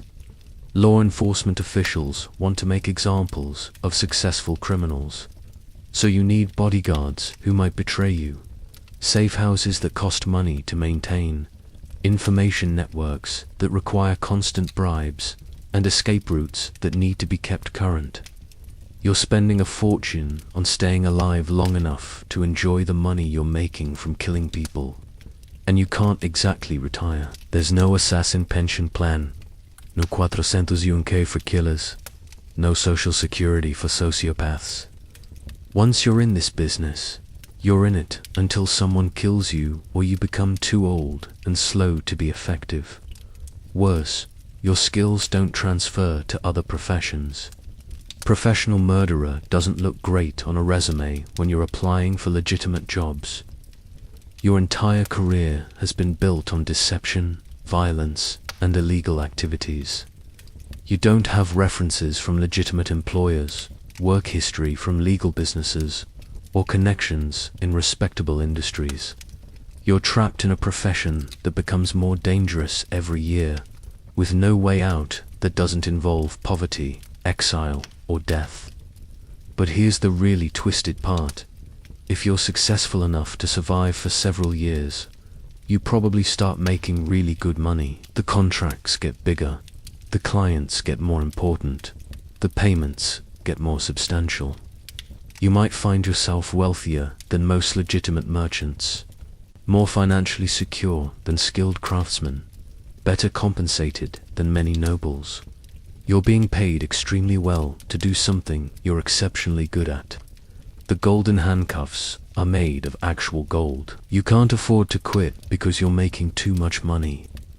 And you can't afford to continue because the job is slowly killing you through stress, paranoia, and accumulating enemies. And the spending patterns of successful assassins are bizarre.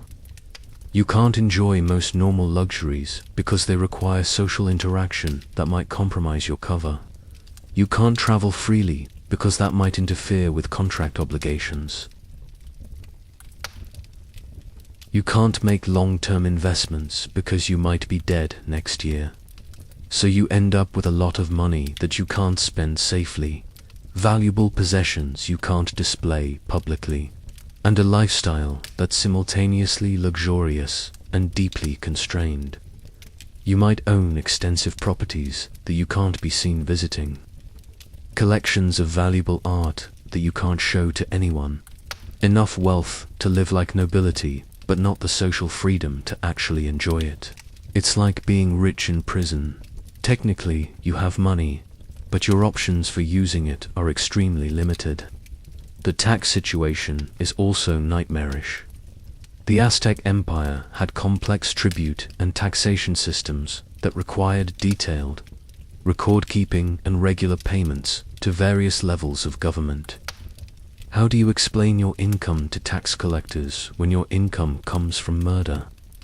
You need to launder your assassination payments through your merchant cover identity, which means creating fake business transactions, maintaining fraudulent records, and paying taxes on money that officially came from selling Obsidian but actually came from ending lives.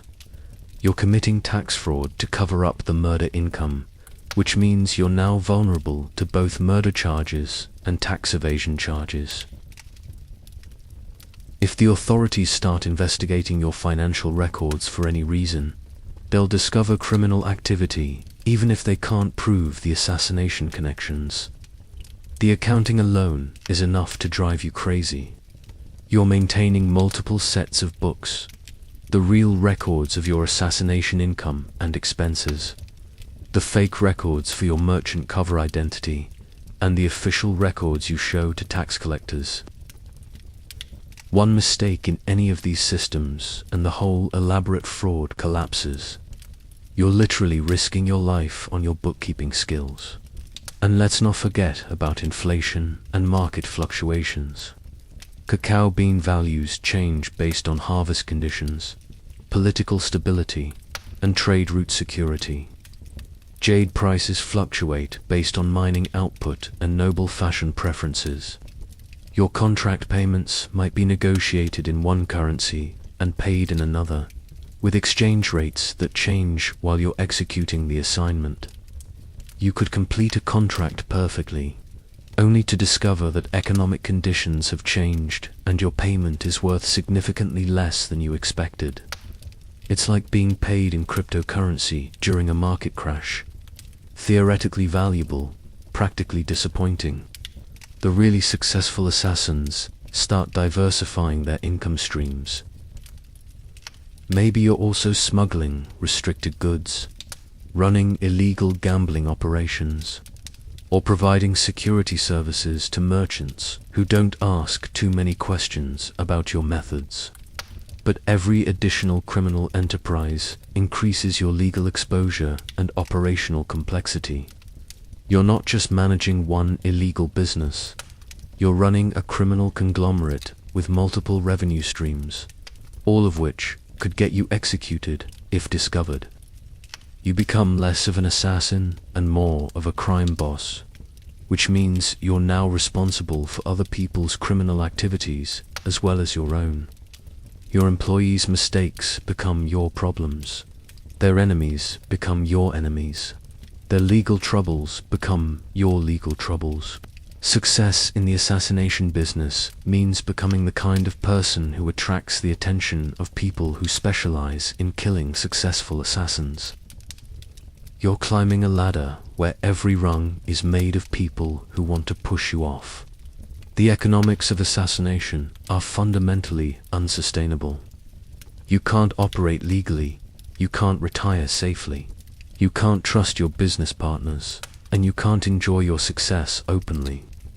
You're trapped in a profession that pays extremely well for work that will eventually kill you, working with clients who might murder you, competing with colleagues who definitely want to murder you, all while trying to avoid law enforcement officials who will definitely execute you if they catch you.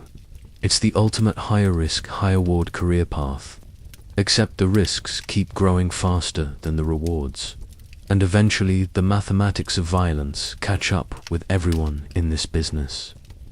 Welcome to the gig economy, Aztec Assassin Edition, where every job might be your last and your retirement plan is hopefully die quickly. Alright, let's put everything together and walk through what a typical day actually looks like for you as a working assassin in the Aztec Empire.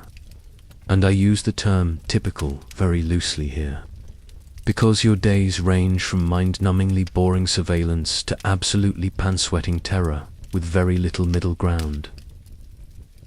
It's currently early 1487, You're in your 3rd year as a professional killer, and you're in the middle of executing a contract on a mid-level noble who's been selling military intelligence to enemy city-states.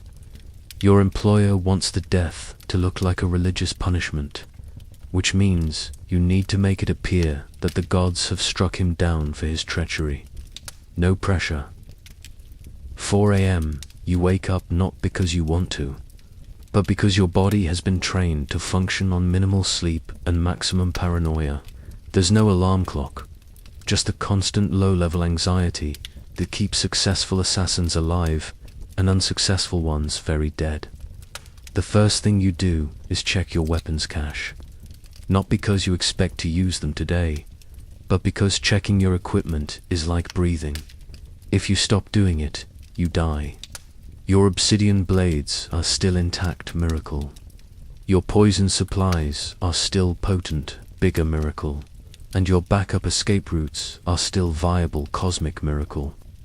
You're living in a small room that officially belongs to your merchant cover identity, but the space is actually more like a military bunker designed by someone with severe trust issues. Hidden compartments contain backup weapons, fake identity documents, emergency currency, and enough poison to kill everyone in your neighborhood twice. 4:30 a.m. time for your morning ritual of pretending to be a normal person. You wash using water that you've checked for poison. Yes, you're paranoid enough to poison test your own water supply. Dress in clothes that look like merchant attire, but are actually designed for rapid movement and concealed weapons. And eat a breakfast that serves as both nutrition and poison resistance training. Every morning, you consume small amounts of various toxins to maintain your immunity to the substances you work with. It's like taking vitamins, except the vitamins are deadly and getting the dosage wrong will kill you horribly. Your breakfast routine could literally be used as torture in some societies. 5 a.m., you step outside and immediately begin the mental gymnastics that keep you alive. Every person you see is evaluated as a potential threat, ally, or information source. Every unusual sight or sound is analyzed for potential danger or opportunity. The street vendor who's usually here at this time is missing. Is he sick? Has he been arrested? Is someone using his absence as cover for surveillance? You file this information away while maintaining the friendly, slightly distracted demeanor of a merchant thinking about his business concerns. A group of young nobles passes by, laughing about something. Are they celebrating? Planning something? Are any of them connected to your current target? You listen to their conversation while pretending to examine some goods at a nearby stall, mentally cataloging names, relationships, and potential intelligence value. 5:30 a.m. time for phase 1 of your current assignment. Reconnaissance, disguised as normal business activity. You're heading to the market district where your target frequently conducts business, officially to purchase obsidian goods for your merchant cover, actually to observe his daily routine and identify vulnerabilities. The walk takes you through 3 different neighborhoods, each with its own social dynamics, security concerns, and escape route options. You know every alley, every building entrance, every potential hiding spot along this route. You've memorized the schedules of regular foot traffic, the patterns of guard patrols, and the sight lines from various elevated positions. This level of preparation for a simple walk to the market would seem insane to normal people. For you, it's basic survival protocol. 6 a.m., you arrive at the market and begin the delicate dance of gathering intelligence while conducting legitimate business. Your target, Lord Nicoli, maintains a stall here where he sells luxury goods acquired through his various trade connections. Today you need to observe his security arrangements, customer interactions, and daily schedule without appearing to show any unusual interest. You spend 2 hours moving through the market, making small purchases, engaging in casual conversations, and carefully observing your target from various angles and distances. To outside observers, you look like a merchant doing his morning shopping. In reality, you're conducting surveillance that would make modern intelligence operatives jealous. You notice that Lord Neckley has 2 bodyguards who try to blend in as customers, but are obviously professional muscle. He handles money with his left hand, suggesting he keeps his right hand free for weapons. He checks every entrance to his stall area regularly, and positions himself so he can see approaching threats. More importantly, you observe his religious habits. He performs a small ritual blessing over his goods every morning, uses religious imagery in his business decorations, and engages in conversations about upcoming ceremonies. This information is crucial because your assignment requires making his death appear to be divine punishment for his treachery. 8 a.m. You make a small purchase from a stall near your target's location, officially to acquire some jade beads for resale, actually to get close enough to overhear his conversations with customers. During this interaction, you learn that he's planning to attend a religious festival next week where he'll be participating in a ceremony honoring Quetzalcoatl. This is potentially perfect for your assignment. Religious festivals are chaotic, crowded events where accidents can happen and divine retribution might seem plausible. But festivals also have increased security, unpredictable variables, and lots of witnesses. You file this information away for later analysis. 10 a.m. Time to shift to Phase 2. Maintaining your cover identity through legitimate business activities. You spend the next 4 hours actually conducting merchant business because your cover story needs to be bulletproof, and that requires genuine commercial activity. You negotiate with suppliers, examine potential inventory, discuss trade routes with other merchants, and handle the 100 small details that make up actual commerce. This isn't just busy work. Your merchant identity needs to be authentic enough to withstand scrutiny from people who are professionally suspicious of everything.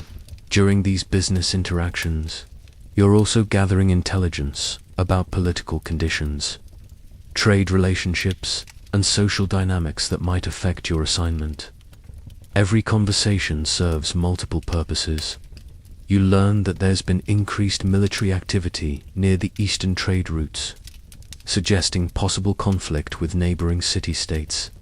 This could affect Lord Neckley's business operations and might create opportunities or complications for your assignment. A fellow merchant mentions that several nobles have been asking questions about loyalty and treachery recently, suggesting that Lord Neckley's activities might be more widely suspected than your employer indicated. This intelligence could be valuable for planning your approach, or might suggest that other parties are also planning to eliminate your target. 2 p.m. lunch break, except assassins don't really get lunch breaks. You eat at a tavern frequented by merchants and traders, officially to network and gather business intelligence, actually to continue surveillance and information gathering related to your assignment. The food is probably safe, but you test it anyway because poisoning merchants at popular taverns is a classic assassination technique. The conversations around you are probably innocent, but you listen carefully because casual gossip often contains valuable intelligence. You overhear a discussion about recent deaths that were attributed to divine punishment. Apparently, 3 people have died under mysterious circumstances in the past month, and the priests have declared all 3 deaths to be examples of the gods striking down the unfaithful. This is either a remarkable coincidence or evidence that other assassins are also using the divine retribution method for their contracts. Either way, it suggests that your approach needs to be particularly convincing to avoid suspicion. 3 p.m. Back to direct surveillance, this time focusing on Lord Neckley's afternoon routine.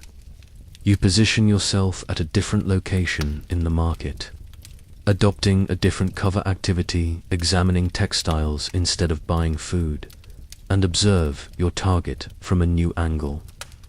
You notice details that weren't visible during your morning surveillance. He has a slight limp that affects his mobility. He's left-handed, which changes the angles for potential attacks.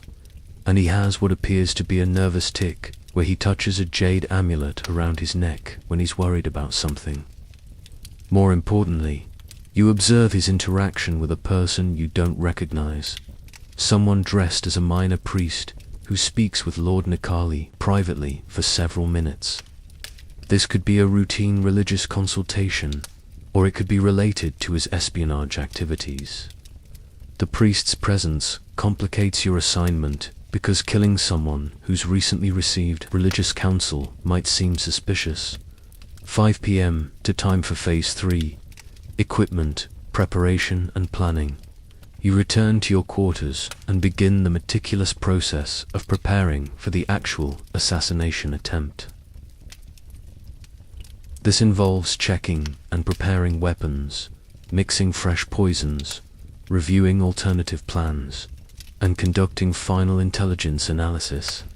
Your current plan involves using a paralytic poison derived from certain jungle plants, administered through a dart delivered during the religious festival. The paralysis will appear to be divine punishment. The victim will be conscious, but unable to move or speak.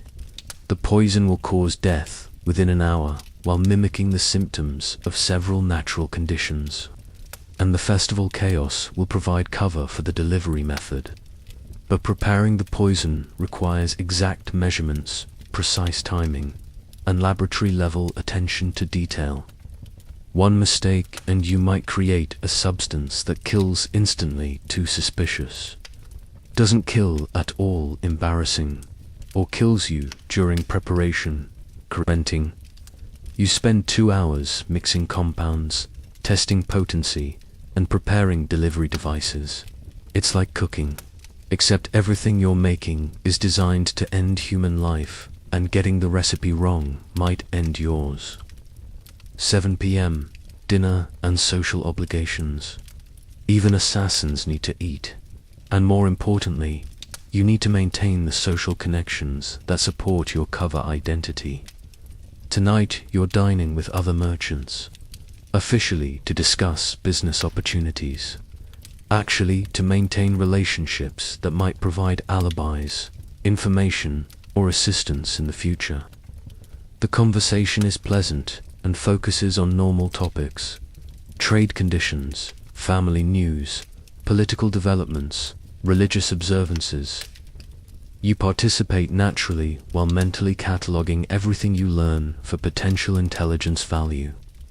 One of your dinner companions mentions that his cousin works in Lord Nikali's household as a servant. This is potentially valuable information.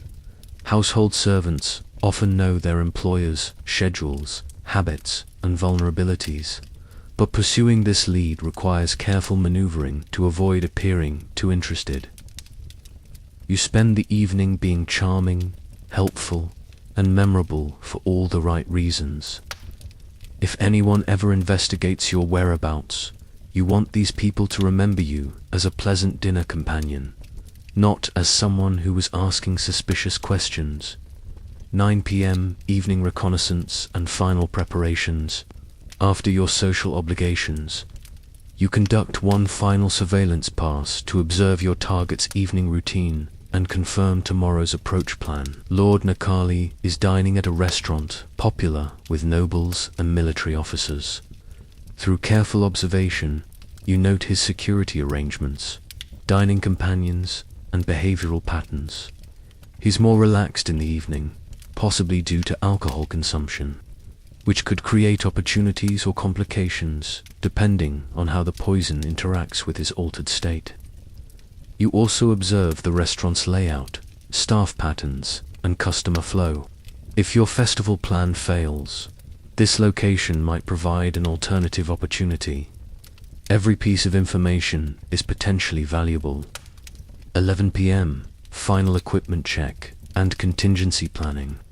Before retiring for the night, you review your plans, check your equipment one final time, and prepare for various possible scenarios tomorrow.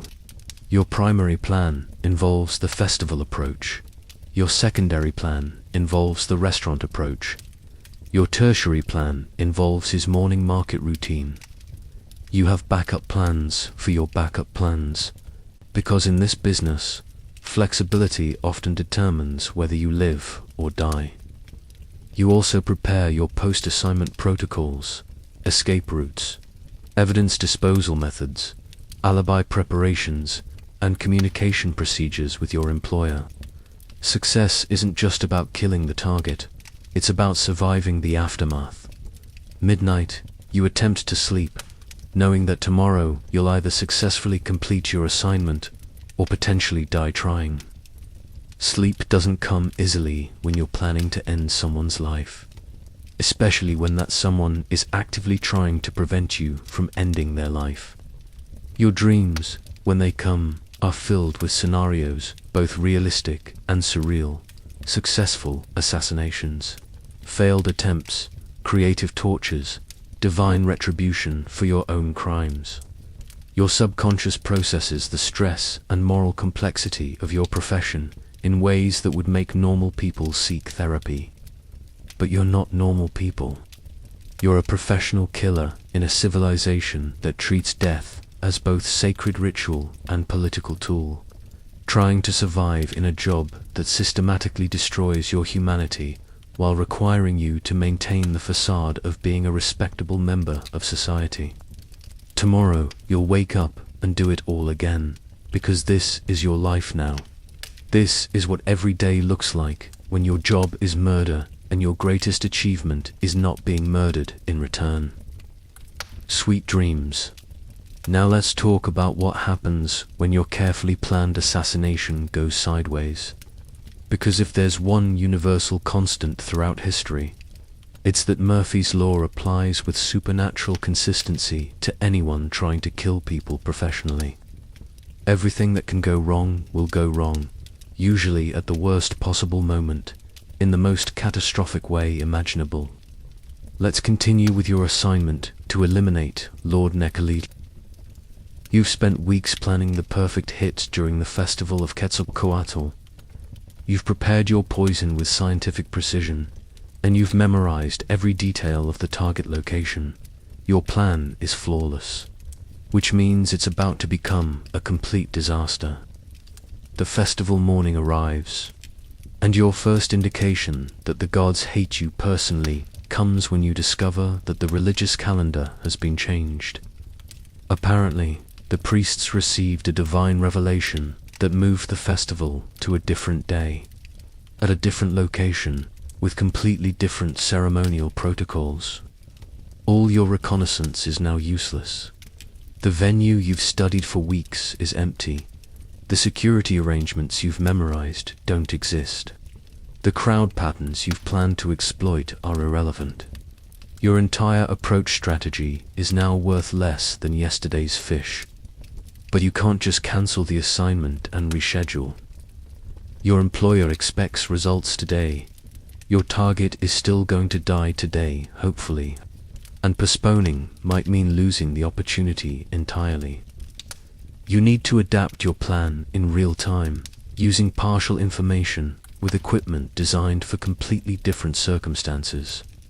This is like being a professional athlete who shows up for the championship game and discovers that they've changed the sport overnight. So you scramble to gather intelligence about the new festival location, which turns out to be a temple complex you've never studied, in a part of the city you rarely visit, with security arrangements that are completely different from your original target site.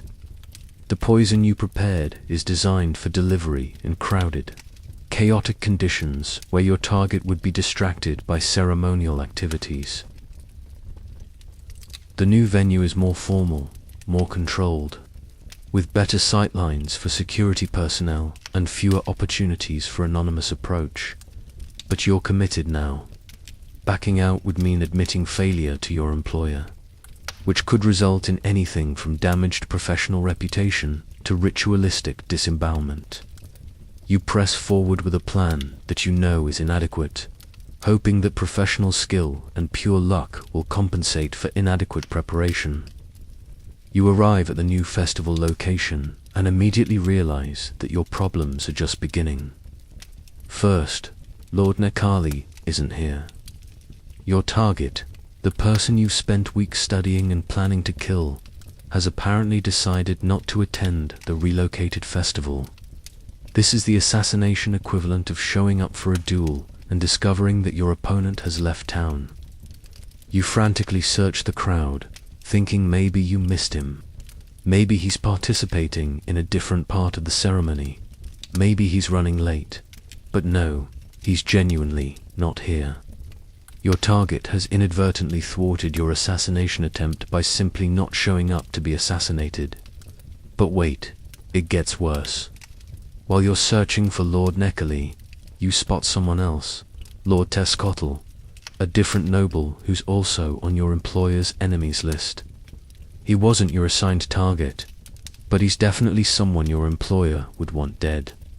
And he's here, relatively unguarded, in conditions that might allow for a successful assassination. Do you stick with your original assignment and try to find Lord Nekali elsewhere? Do you improvise and kill Lord Tescottle instead? Do you attempt both murders? Each option has different risks, different potential rewards, and different ways of going horribly wrong. You decide to adapt and target Lord Tescottle, figuring that your employer would prefer a successful alternative assassination to a failed primary assignment. This decision will prove to be spectacularly wrong, but you don't know that yet. Lord Tescottle is participating in a ceremonial dance that requires him to move through the crowd in predictable patterns, perfect for poisoned dart delivery. If your poisoned darts were designed for the kind of approach angles available in this ceremonial configuration, which they're not. Your original plan involved shooting darts from elevated positions during crowd distractions. The new situation requires ground-level shots during a formal ceremony where everyone is paying attention to the participants. It's like trying to perform surgery with a hammer, technically possible, but requiring adaptations that significantly increase the chances of catastrophic failure. You position yourself in the crowd and wait for an opportunity. Lord Tescottle approaches your section, and you prepare to deliver the poisoned dart during a moment when the crowd's attention is focused on other dancers. This is where everything goes wrong simultaneously. As you're about to shoot, a child runs into your legs, bumping your arm and throwing off your aim. The dart flies wide, missing your target completely and striking an innocent bystander, specifically a priest, who immediately begins showing symptoms of paralytic poisoning in front of hundreds of witnesses during a religious ceremony. You have just accidentally assassinated a priest during a religious festival in front of a crowd that includes other priests, nobles, military officers, and your actual target, who is now looking around suspiciously because someone has just collapsed mysteriously near him. The crowd doesn't panic immediately because they think the priest is experiencing a religious vision or divine possession. But within minutes, it becomes clear that this isn't spiritual ecstasy. This is someone dying horribly from poison. Now the crowd does panic, and not the good kind of panic that provides cover for escape. This is the bad kind of panic where everyone starts looking for enemies, strangers, and suspicious behavior. You're trapped in a mob of terrified, angry people who are actively searching for whoever just murdered a priest during their religious ceremony. Your cover identity as a merchant is useless because merchants don't typically carry poison darts to religious festivals. Your escape routes are blocked by panicking crowds and increasingly numerous guards, who are responding to reports of assassination attempts. And your actual target, Lord Tescottle, has disappeared in the chaos, probably to a secure location where he'll be surrounded by additional security for the foreseeable future. You've managed to kill the wrong person, alert everyone to the presence of an assassin, eliminate your opportunity to complete the actual assignment, and trap yourself in a dangerous situation with no clear escape route. But wait, there's more. As you're trying to blend into the panicking crowd and find an exit, you're spotted by someone you recognize, another assassin who works for a different employer. He's here on his own assignment, which has also probably been ruined by your spectacular failure. And he's looking at you with the kind of professional irritation that suggests he's considering eliminating you as a threat to his own mission. You're now dealing with a panicked crowd, increasing security presence, a blown cover, a failed assignment, and a rival assassin who might decide that killing you would improve his own chances of success. This is what professionals call a target-rich environment for everyone except you. You start moving toward what you hope is an exit, trying to look like a scared festival goer rather than a fleeing assassin. But your movement patterns are too controlled, too purposeful. You're moving like someone with combat training trying to escape a dangerous situation, not like a panicked civilian trying to find safety. One of the guards notices your behavior and starts following you. Then another guard notices the first guard following you and starts following both of you. Within minutes, you've acquired a tail of increasingly suspicious security personnel who are converging on your location. Your options are rapidly narrowing down to fight your way out or surrender and hope for a quick execution. Neither of these is ideal. You decide to try a desperate bluff. You approach one of the guards and explain that you witnessed the assassination. You have information about the perpetrator, and you need to report to the authorities immediately.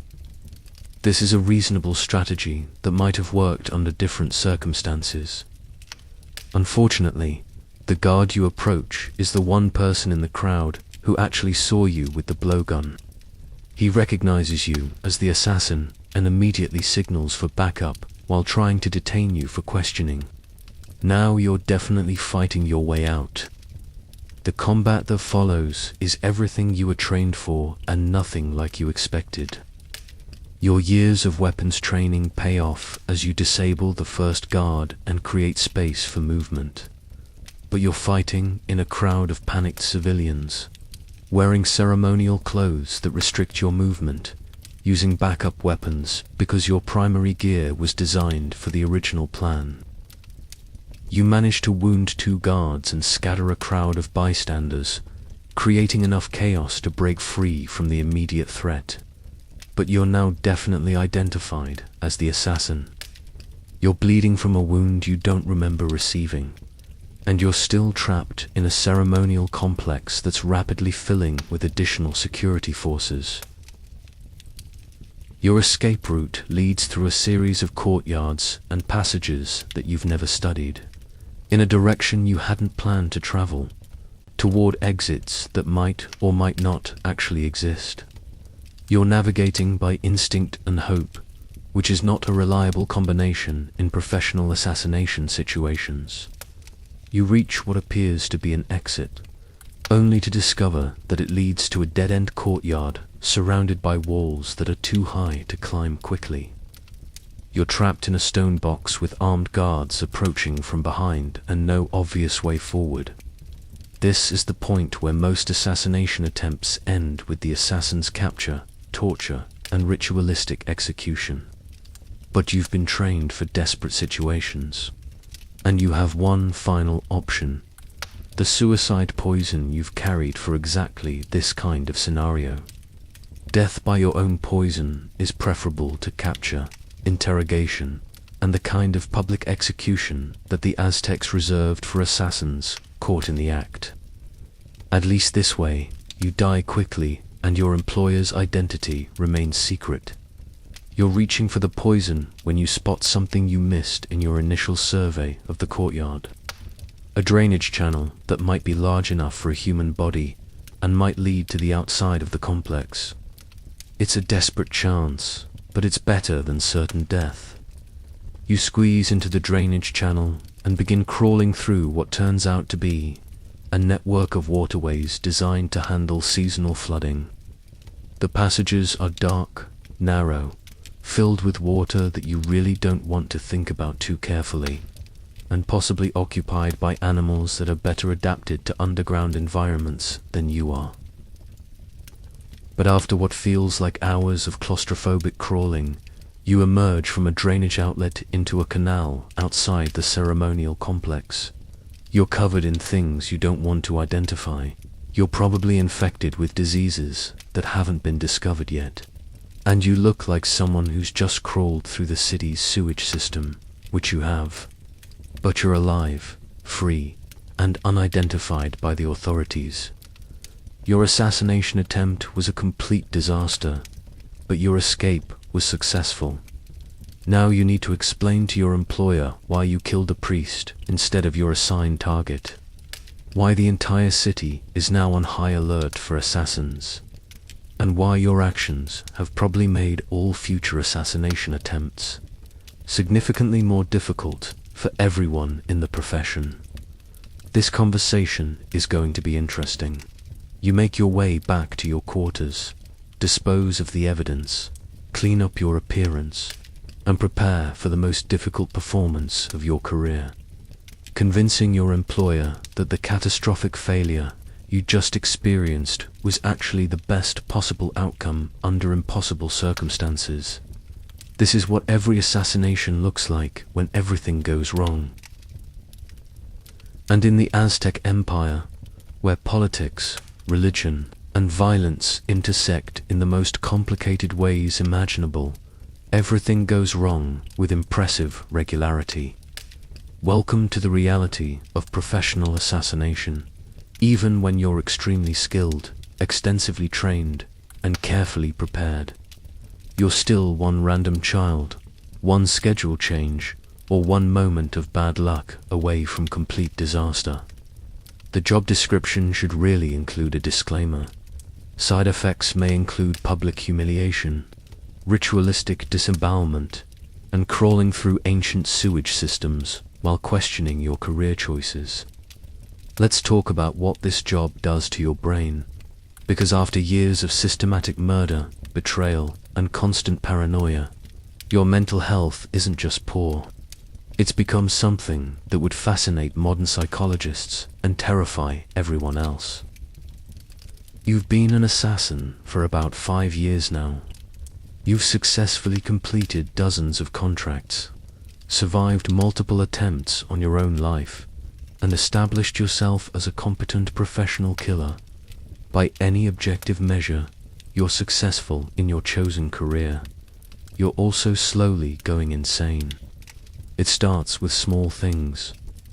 You begin having trouble sleeping because every sound outside your quarters might be someone trying to kill you. Your appetite changes because you're constantly worried about poison in your food. You develop nervous habits, touching weapons that aren't there, checking escape routes in every room, evaluating everyone you meet as a potential threat. But these are just the surface symptoms of something much deeper and more disturbing happening to your mind. The human brain isn't designed to handle the kind of cognitive dissonance required for your job. You need to be simultaneously ruthless enough to kill people professionally and empathetic enough to maintain social relationships. You need to be paranoid enough to survive in a world full of enemies while appearing relaxed and trustworthy to your cover identity contacts. You're essentially running to completely different personalities in the same brain. And the psychological strain is enormous. Your merchant persona is friendly, honest, and concerned about normal human problems like trade routes and family relationships. Your assassin identity is calculating, deceptive, and focused entirely on death and violence. These two identities have completely different values, different emotional responses, and different ways of interpreting social situations. The problem is that you can't just switch between them like changing clothes. Both identities are active simultaneously, creating a constant internal conflict that your mind is struggling to resolve. When you're attending a dinner party as part of your merchant cover, you're genuinely enjoying the conversation and company, while simultaneously cataloging vulnerabilities, escape routes, and murder opportunities. You're laughing at jokes while mentally calculating how you'd kill everyone in the room if necessary. The cognitive dissonance is exhausting. You're never completely authentic in any situation because part of your mind is always operating from a different identity with different priorities. But the real psychological damage comes from the moral injury of your work. Every person you kill changes something fundamental in your brain. Murder isn't just a professional activity, it's a traumatic experience that leaves lasting psychological scars. The first few kills were the worst because you still had normal human reactions to violence. The guilt, the nightmares, the intrusive memories were overwhelming. But your training and your survival instincts forced you to develop coping mechanisms that allowed you to function despite the trauma. You learned to compartmentalize, to distance yourself emotionally from your actions, to think of your targets as problems to be solved rather than people to be killed. These psychological defenses were necessary for survival, but they also systematically destroyed your capacity for normal human empathy. Now, after dozens of murders, you've developed what modern psychologists would recognize as dissociative symptoms. You can watch someone die and feel nothing. You can plan elaborate tortures without emotional reaction. You can betray people who trust you without experiencing guilt or remorse. You've become functionally sociopathic, not because you were born that way, but because your job required you to systematically destroy the parts of your personality that would interfere with killing people professionally. But here's the twisted part. You're still capable of forming emotional attachments in your cover identity. The merchant version of yourself can still experience friendship, love, and genuine human connection. This creates a bizarre psychological situation where part of you is completely emotionally dead, while another part of you is capable of normal human feelings. You might genuinely love your wife while also being prepared to kill her if she becomes a security risk. You might be deeply attached to friends while also constantly evaluating them as potential sources of intelligence or manipulation opportunities. This emotional compartmentalization becomes increasingly difficult to maintain over time. The boundaries between your different identities start to blur, creating confusion about which emotions are real and which are performance. Sometimes you catch yourself feeling genuine affection for someone and wonder if that emotion is authentic or just part of your cover identity manipulation. Other times you feel completely empty during situations that should provoke emotional responses, and you're not sure if that's professional detachment or psychological damage. The paranoia becomes all-consuming. You start seeing threats everywhere, even in situations where rational analysis suggests you're probably safe. Your survival instincts become hyperactive, constantly scanning for dangers that probably don't exist. You can't sit with your back to entrances. You can't eat food without testing it first. You can't sleep deeply because you need to be alert for potential attacks. You can't form relationships without wondering if the other person is trying to manipulate or betray you. This level of paranoia is exhausting and socially isolating. Normal human interactions become impossible because you're always analyzing them for hidden threats or manipulation attempts. Your relationship with death becomes completely distorted. You've seen so much violence, caused so much death, and lived with the constant possibility of your own violent end that your perception of mortality is fundamentally different from normal people. Death isn't frightening anymore. It's just another professional consideration.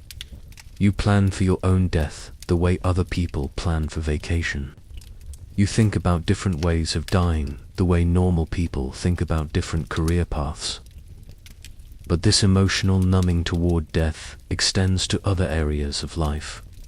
You have difficulty experiencing joy, excitement, or satisfaction because your emotional range has been compressed by years of trauma and psychological conditioning.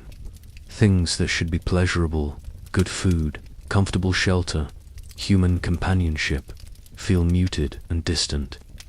You remember that you used to enjoy these things, but the emotions feel like they belong to someone else. Someone you used to be before the job changed you into something else. The nightmares are constant, not just dreams about people you've killed, but elaborate anxiety dreams about being discovered, captured, tortured, and executed. Your subconscious processes the stress of your profession through scenarios that are both realistic and surreal. You dream about being chased through endless temple complexes by faceless guards. You dream about poison turning your own body against you. You dream about your cover identity being exposed during social gatherings where everyone you care about discovers what you really are. Sometimes you wake up unsure which memories are real and which are dreams. The line between your actual experiences and your anxiety fantasies becomes blurred. The substance abuse is almost inevitable. Most long-term assassins develop dependencies on alcohol, psychoactive plants, or other substances that temporarily relieve the psychological pressure of their profession. You start drinking more than you should, using it to quiet the constant mental noise of threat assessment and emotional compartmentalization. Or you begin using cactus-based hallucinogens that temporarily reconnect you with emotions you've suppressed. Or you develop a dependency on stimulants that help you maintain the hypervigilance necessary for survival. But substance use creates new vulnerabilities. Impaired judgment could get you killed. Chemical dependencies can be exploited by enemies. Altered states of consciousness make you vulnerable to capture or manipulation.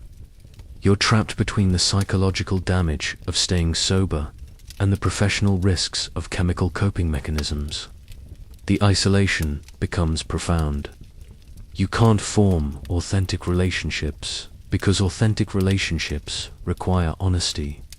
And honesty about your real identity would get both you and the other person killed.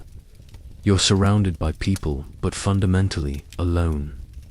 Everyone in your life knows a different version of you, and none of them know the complete truth about who you are or what you do. You have acquaintances, associates, and cover identity relationships, but no genuine, intimate connections. The loneliness is crushing. You're living in a world full of people while being unable to truly connect with any of them. You're the ultimate outsider, permanently separated from normal human society by the nature of your work. But perhaps the most disturbing psychological change is the gradual loss of your sense of self. After years of maintaining multiple identities, manipulating your personality to fit different situations, and suppressing authentic emotions, you start to lose track of who you really are underneath all the performance. When you're alone, away from the demands of cover, identities, and professional roles, you sometimes feel completely empty. The core personality that all the other identities were supposed to be protecting has been gradually eroded by years of deception and emotional suppression. You look in polished metal mirrors and sometimes don't recognize the person looking back at you. Not physically, you know what your face looks like, but psychologically. The person in the reflection feels like a stranger, someone you might have been in a different life, before you became what you are now. This is the final stage of psychological breakdown for career assassins, the complete dissolution of authentic identity.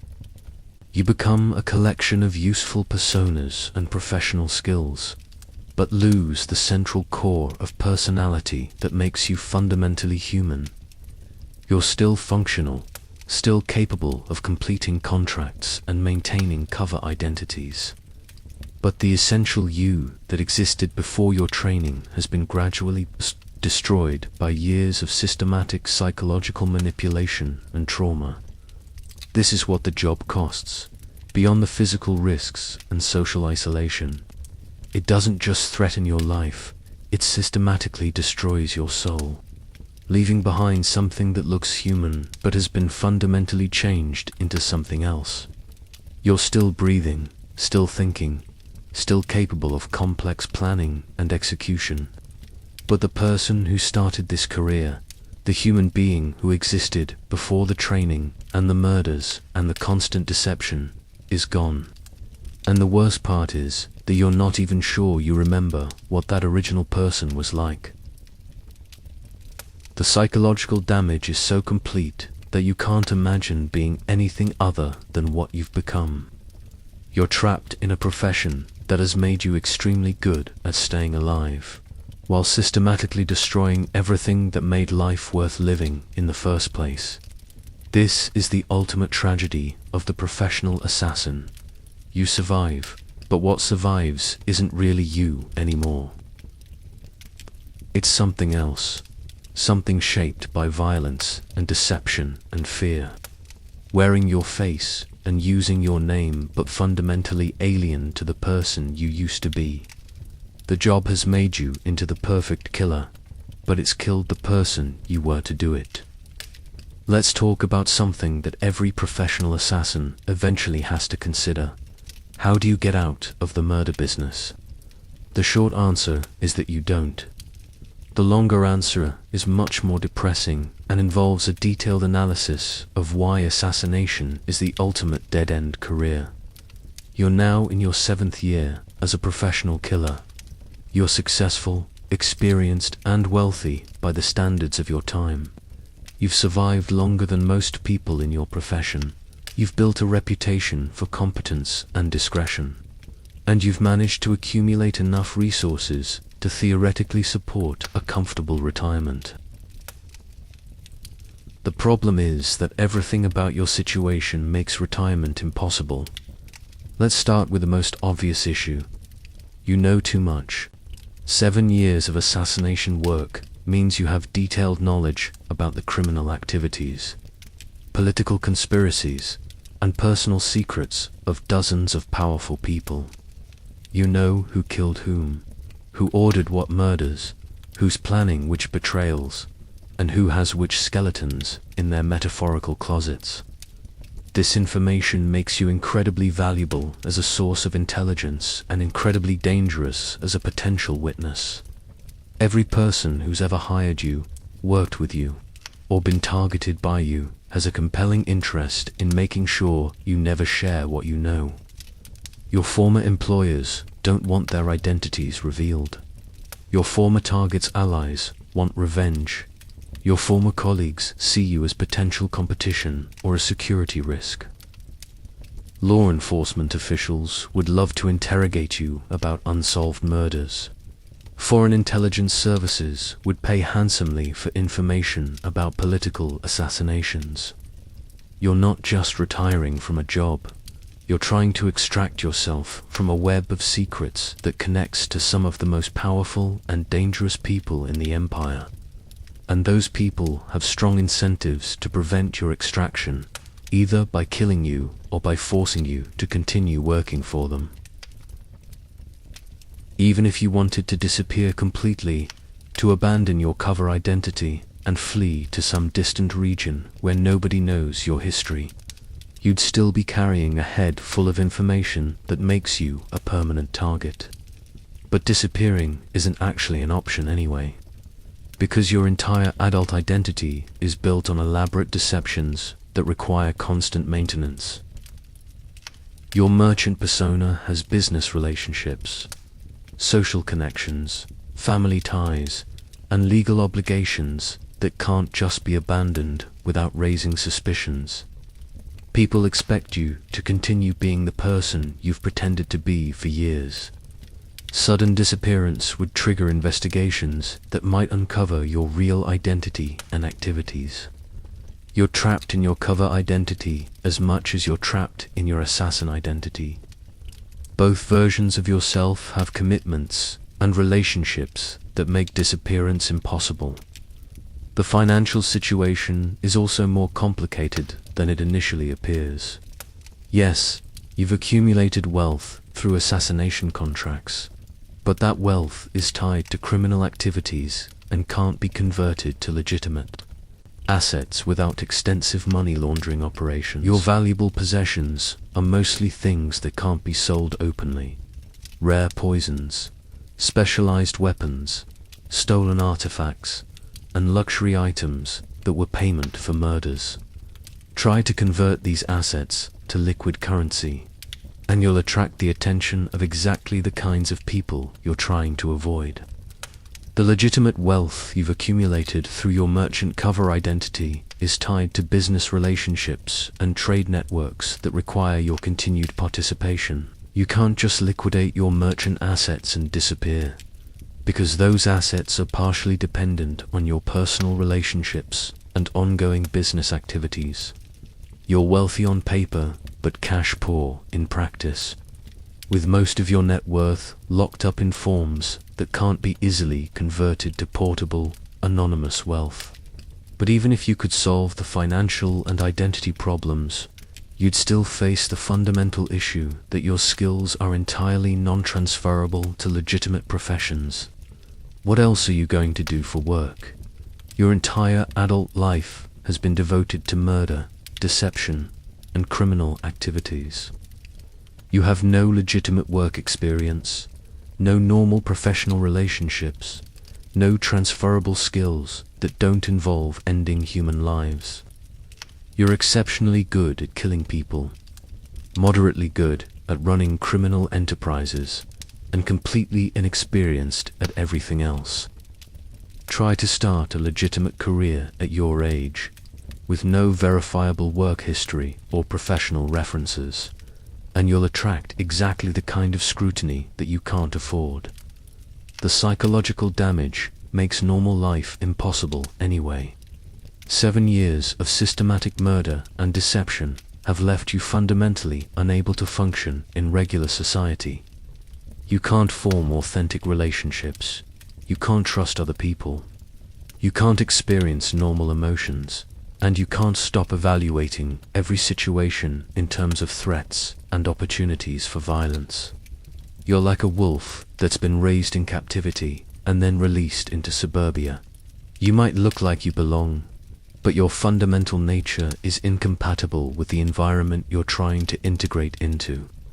Even if you could somehow solve all the external obstacles to retirement, you'd still be carrying the internal damage that makes peaceful, normal life psychologically impossible. But let's say you're desperate enough to try anyway. What are your options? Option 1. Fake your own death and start over with a completely new identity in a different region.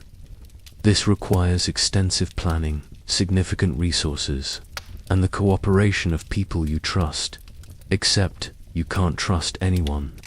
And the kind of people capable of arranging fake deaths are exactly the kind of people who might betray you for the right price.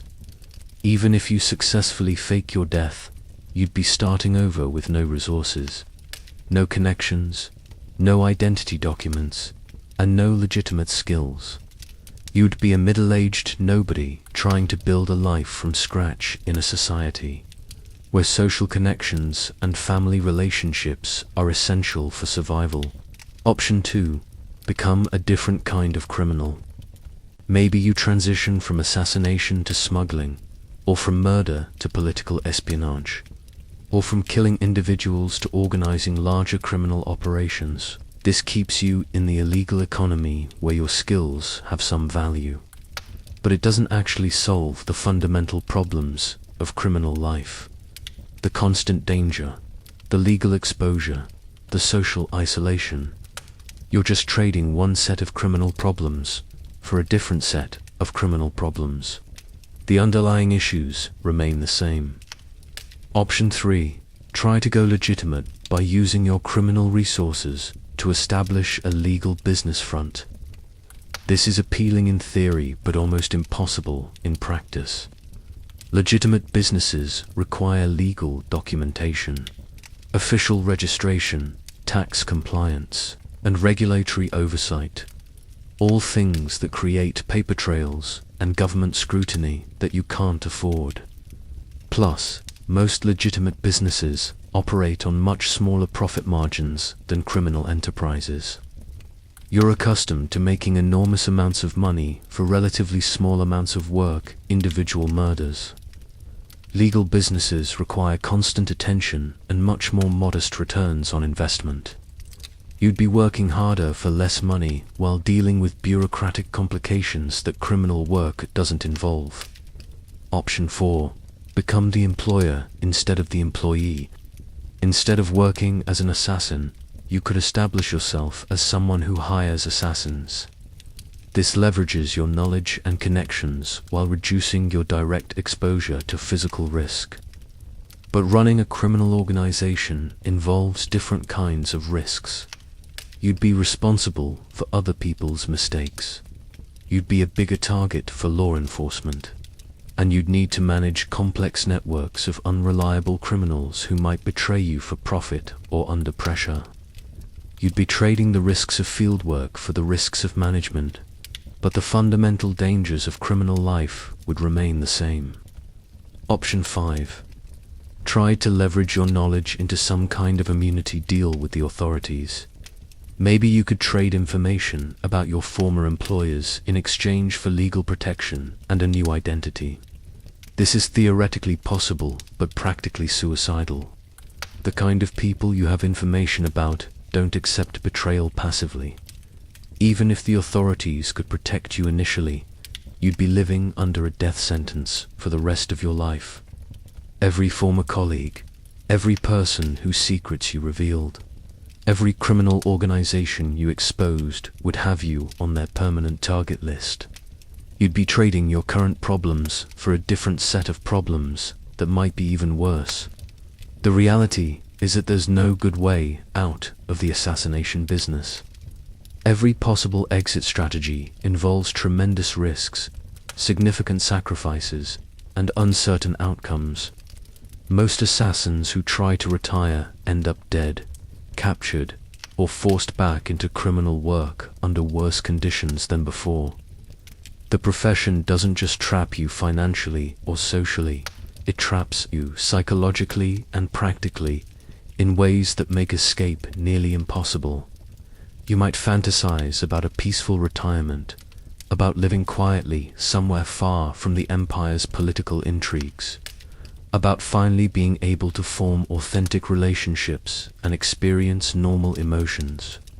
But these fantasies are just psychological coping mechanisms.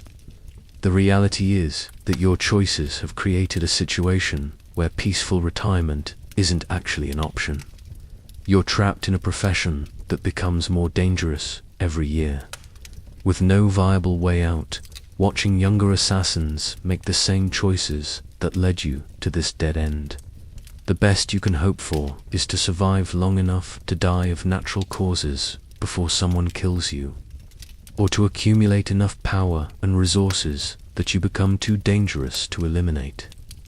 But even these outcomes aren't really retirement.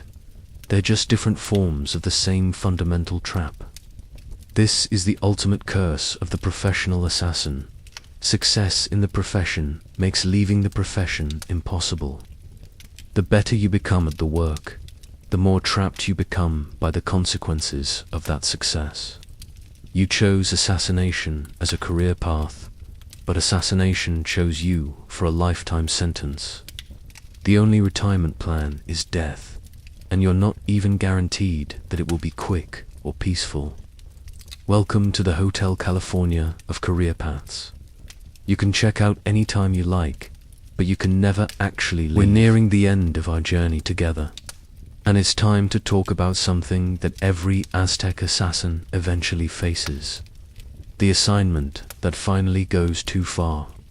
The contract that crosses a line you didn't even know existed.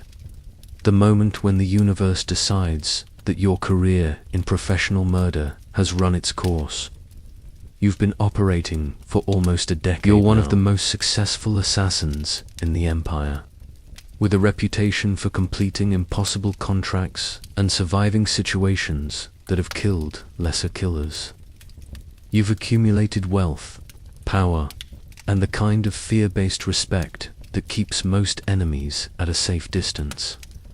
You've also accumulated something else, the attention of the gods themselves. And that's about to become a very serious problem. Your next contract comes from the highest possible source. The Emperor's inner circle wants you to eliminate someone who's been causing problems for the Empire's religious establishment. The target isn't just a political enemy. There's someone who's been questioning the fundamental spiritual foundations of Aztec society. Tlecalo, the heretic they call him. A former priest who's been spreading dangerous ideas about the nature of the gods, the necessity of human sacrifice, and the legitimacy of the Emperor's divine authority. He's been gaining followers among the common people, creating the kind of ideological threat that can topple governments. The contract is worth more than you've ever been paid for a single assignment.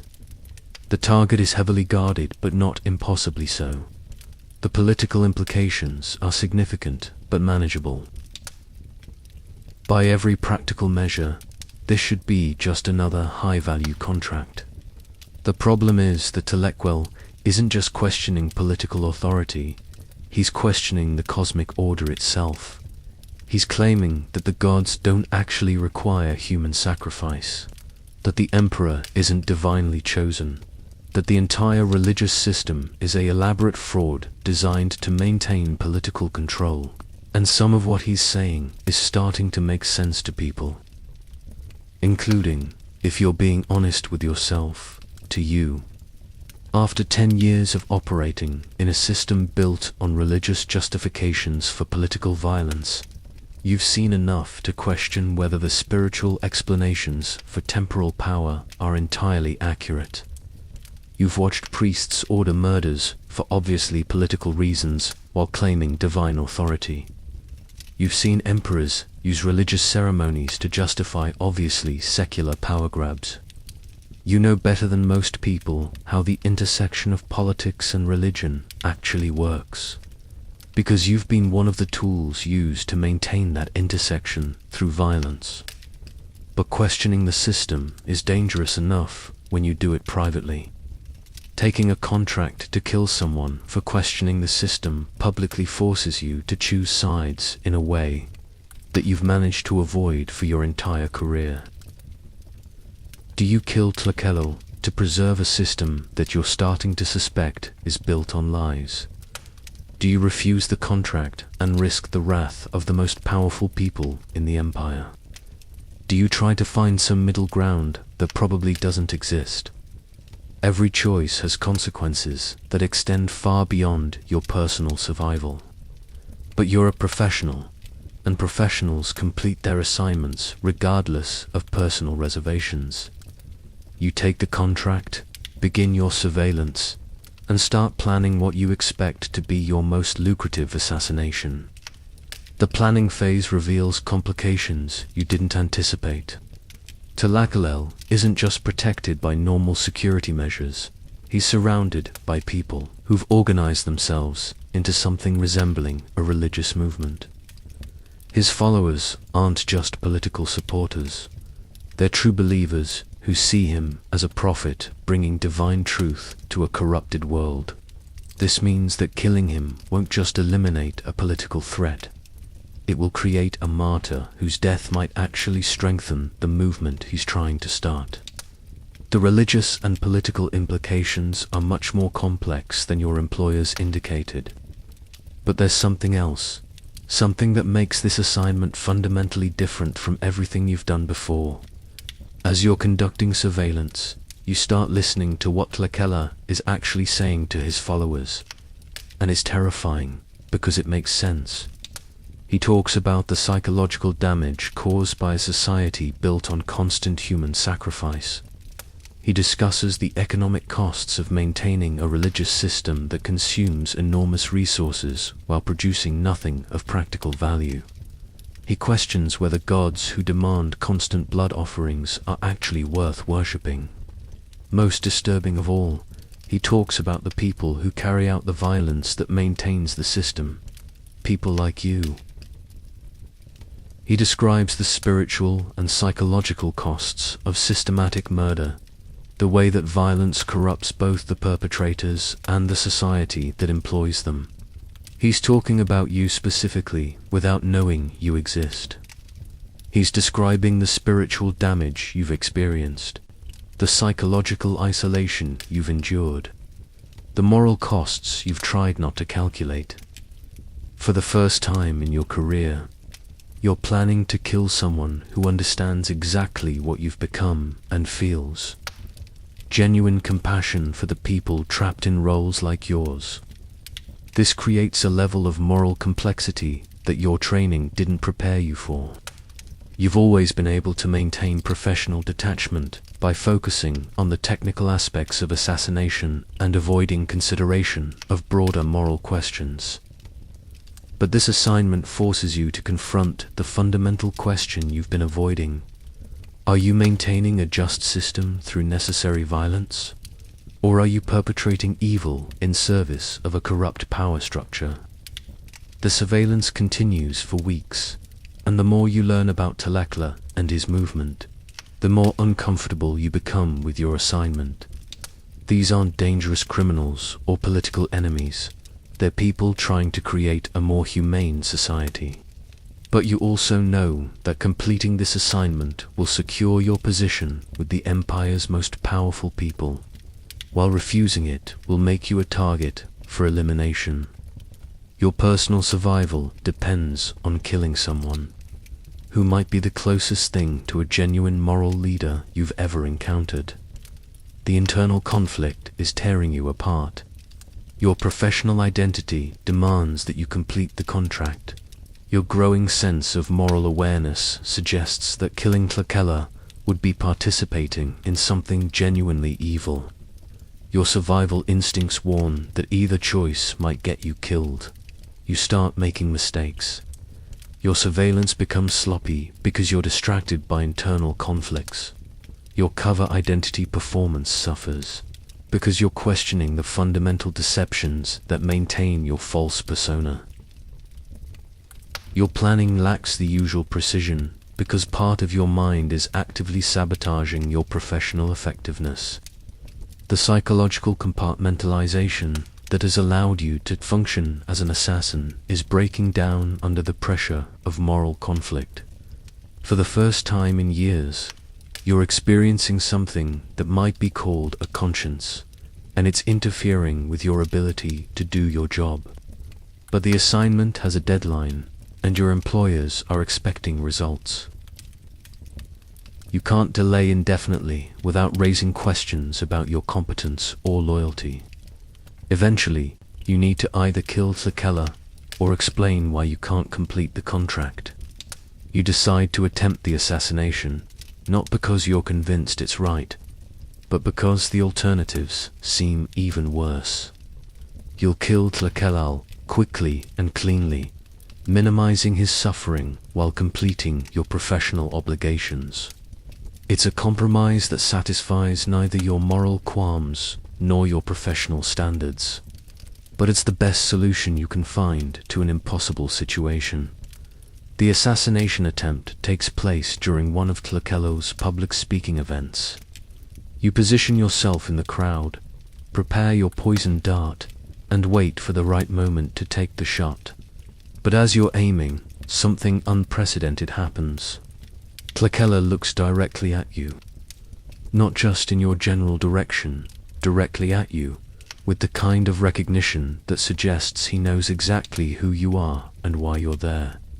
He smiles sadly, nods slightly, and continues speaking to the crowd about the spiritual costs of violence and the possibility of redemption for people trapped in cycles of harm. He knows you're about to kill him, and instead of fleeing or calling for help, he's offering you forgiveness. This is not a scenario your training covered. You're prepared to deal with targets who fight back, who try to escape, who attempt to negotiate. You're not prepared to kill someone who responds to your attack with compassion. The moral weight of the moment is overwhelming. You're holding a weapon capable of ending the life of someone who's just offered you spiritual absolution. Someone whose death might prevent the development of a more humane society. For the first time in your career as an assassin, you hesitate at the crucial moment. And in that moment of hesitation, everything changes. Tlakelel's security team, more alert than you realized, spots your weapon and raises an alarm. The crowd panics. Your position is compromised. The assassination attempt has failed, and your identity as an assassin has been exposed in front of hundreds of witnesses. But instead of ordering your capture or execution, Tlakelel does something that defies every expectation. He offers you sanctuary. This person has been trapped in a role that has damaged their soul. He tells his followers as they surround you. They need healing, not punishment. Violence has already caused enough harm. You're standing in the middle of a crowd that knows you've just tried to commit murder, holding a weapon, with no escape route available. By every reasonable expectation, you should be dead or captured within minutes. Instead, you're being offered protection by the person you just tried to kill. The cognitive dissonance is complete. Everything you thought you knew about power, morality, and human nature has been turned upside down by this response. You're experiencing something that might be called a spiritual awakening, except it's happening in the middle of a failed assassination attempt. This is the moment when your career as an assassin truly ends, not because you choose to quit, but because you encounter something that makes continuing impossible. You've met someone whose response to attempted murder is compassion, and that response has fundamentally changed your understanding of what human beings are capable of.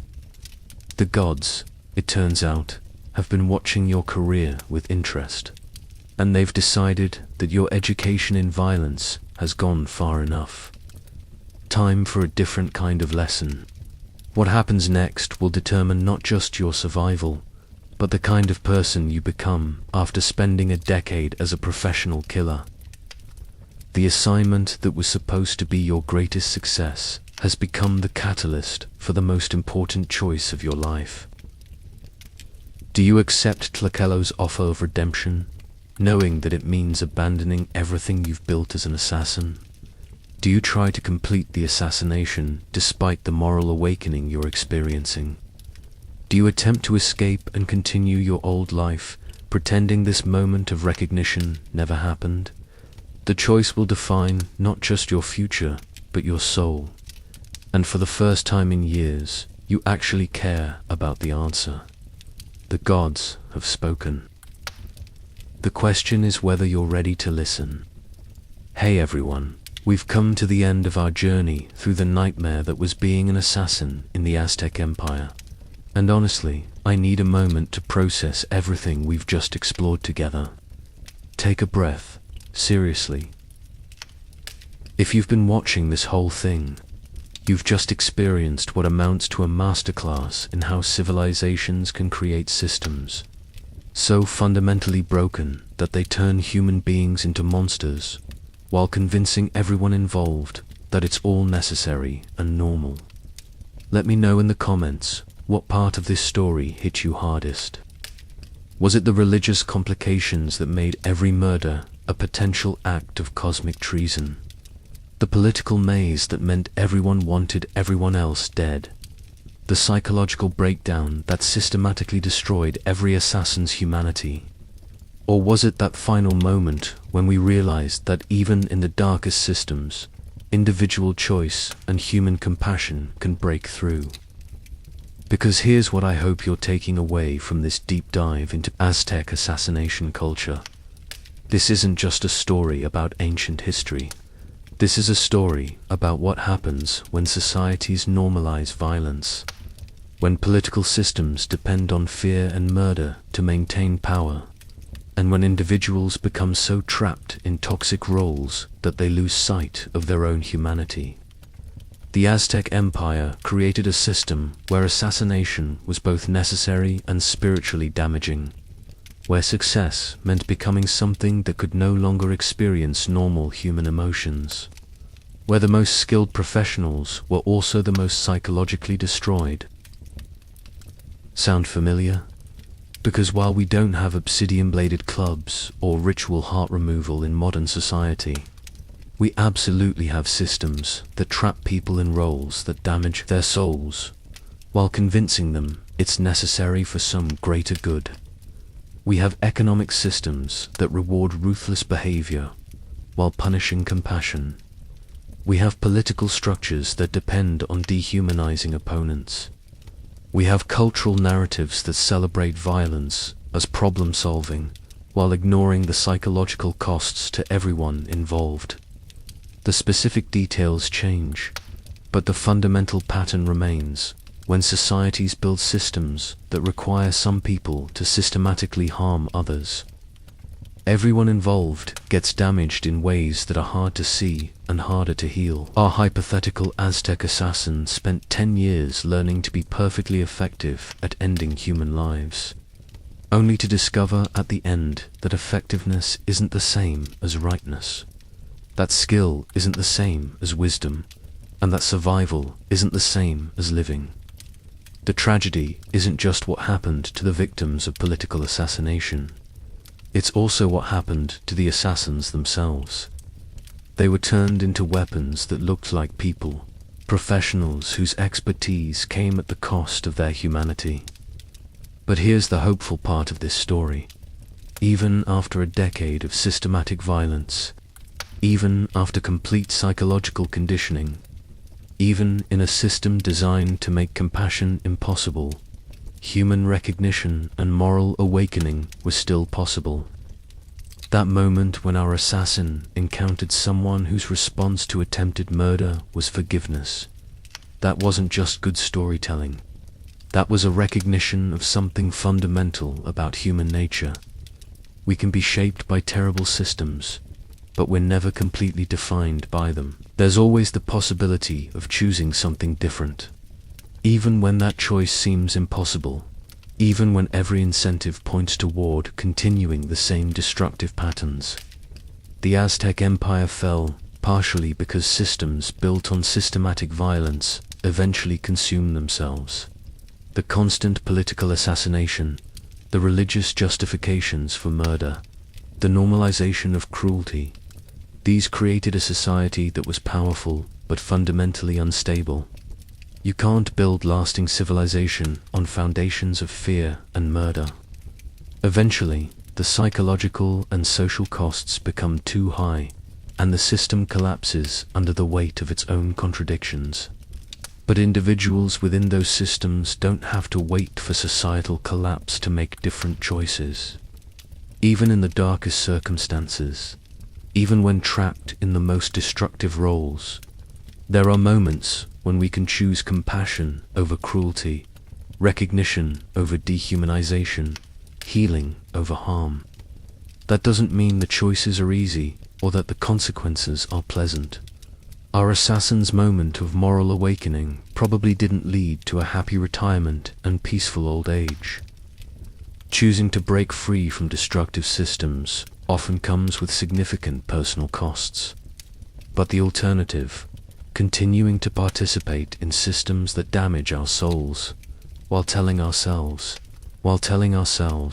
we have no choice, is ultimately even more costly.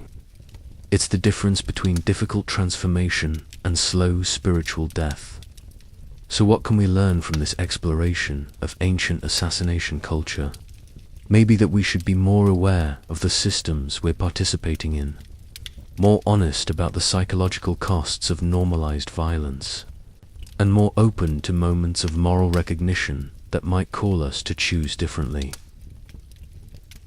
Maybe we should be more suspicious of narratives that justify cruelty as necessity, more supportive of people trying to break free from destructive roles, and more willing to offer compassion to those who've been damaged by the systems they were trapped in. And maybe we should remember that effectiveness and rightness aren't the same thing. That success in harmful systems isn't actually success at all, and that the most important question isn't whether we can do something, but whether we should. The Aztec Empire is gone, but the human capacity for both systematic cruelty and surprising compassion remains. Understanding how these dynamics worked in ancient Mesoamerica might help us recognize similar patterns in our own time and make better choices about how we respond to them. If you made it this far, thank you for taking this journey with me. It's been heavy, it's been dark, and it's probably given you some things to think about that you weren't expecting when you clicked on a video about ancient assassination. Leave a comment about what you're taking away from this story. Share your thoughts about how these historical patterns might connect to modern situations. And if this kind of deep dive into the human costs of historical systems interests you, let me know what other topics you'd like to explore. Remember, we study history not just to understand the past, but to make better choices in the present. The Aztec assassins couldn't see alternatives to the systems they were trapped in, but we can learn from their experience to recognize similar traps in our own lives and societies. The past is gone, but the patterns continue. Understanding them gives us power to choose differently. Thanks for watching, thanks for thinking, and thanks for caring about the human costs of the systems we create and participate in. That caring might be the most important thing we can take from this exploration of ancient violence and modern recognition. Be kind to each other out there. The world has enough assassins already.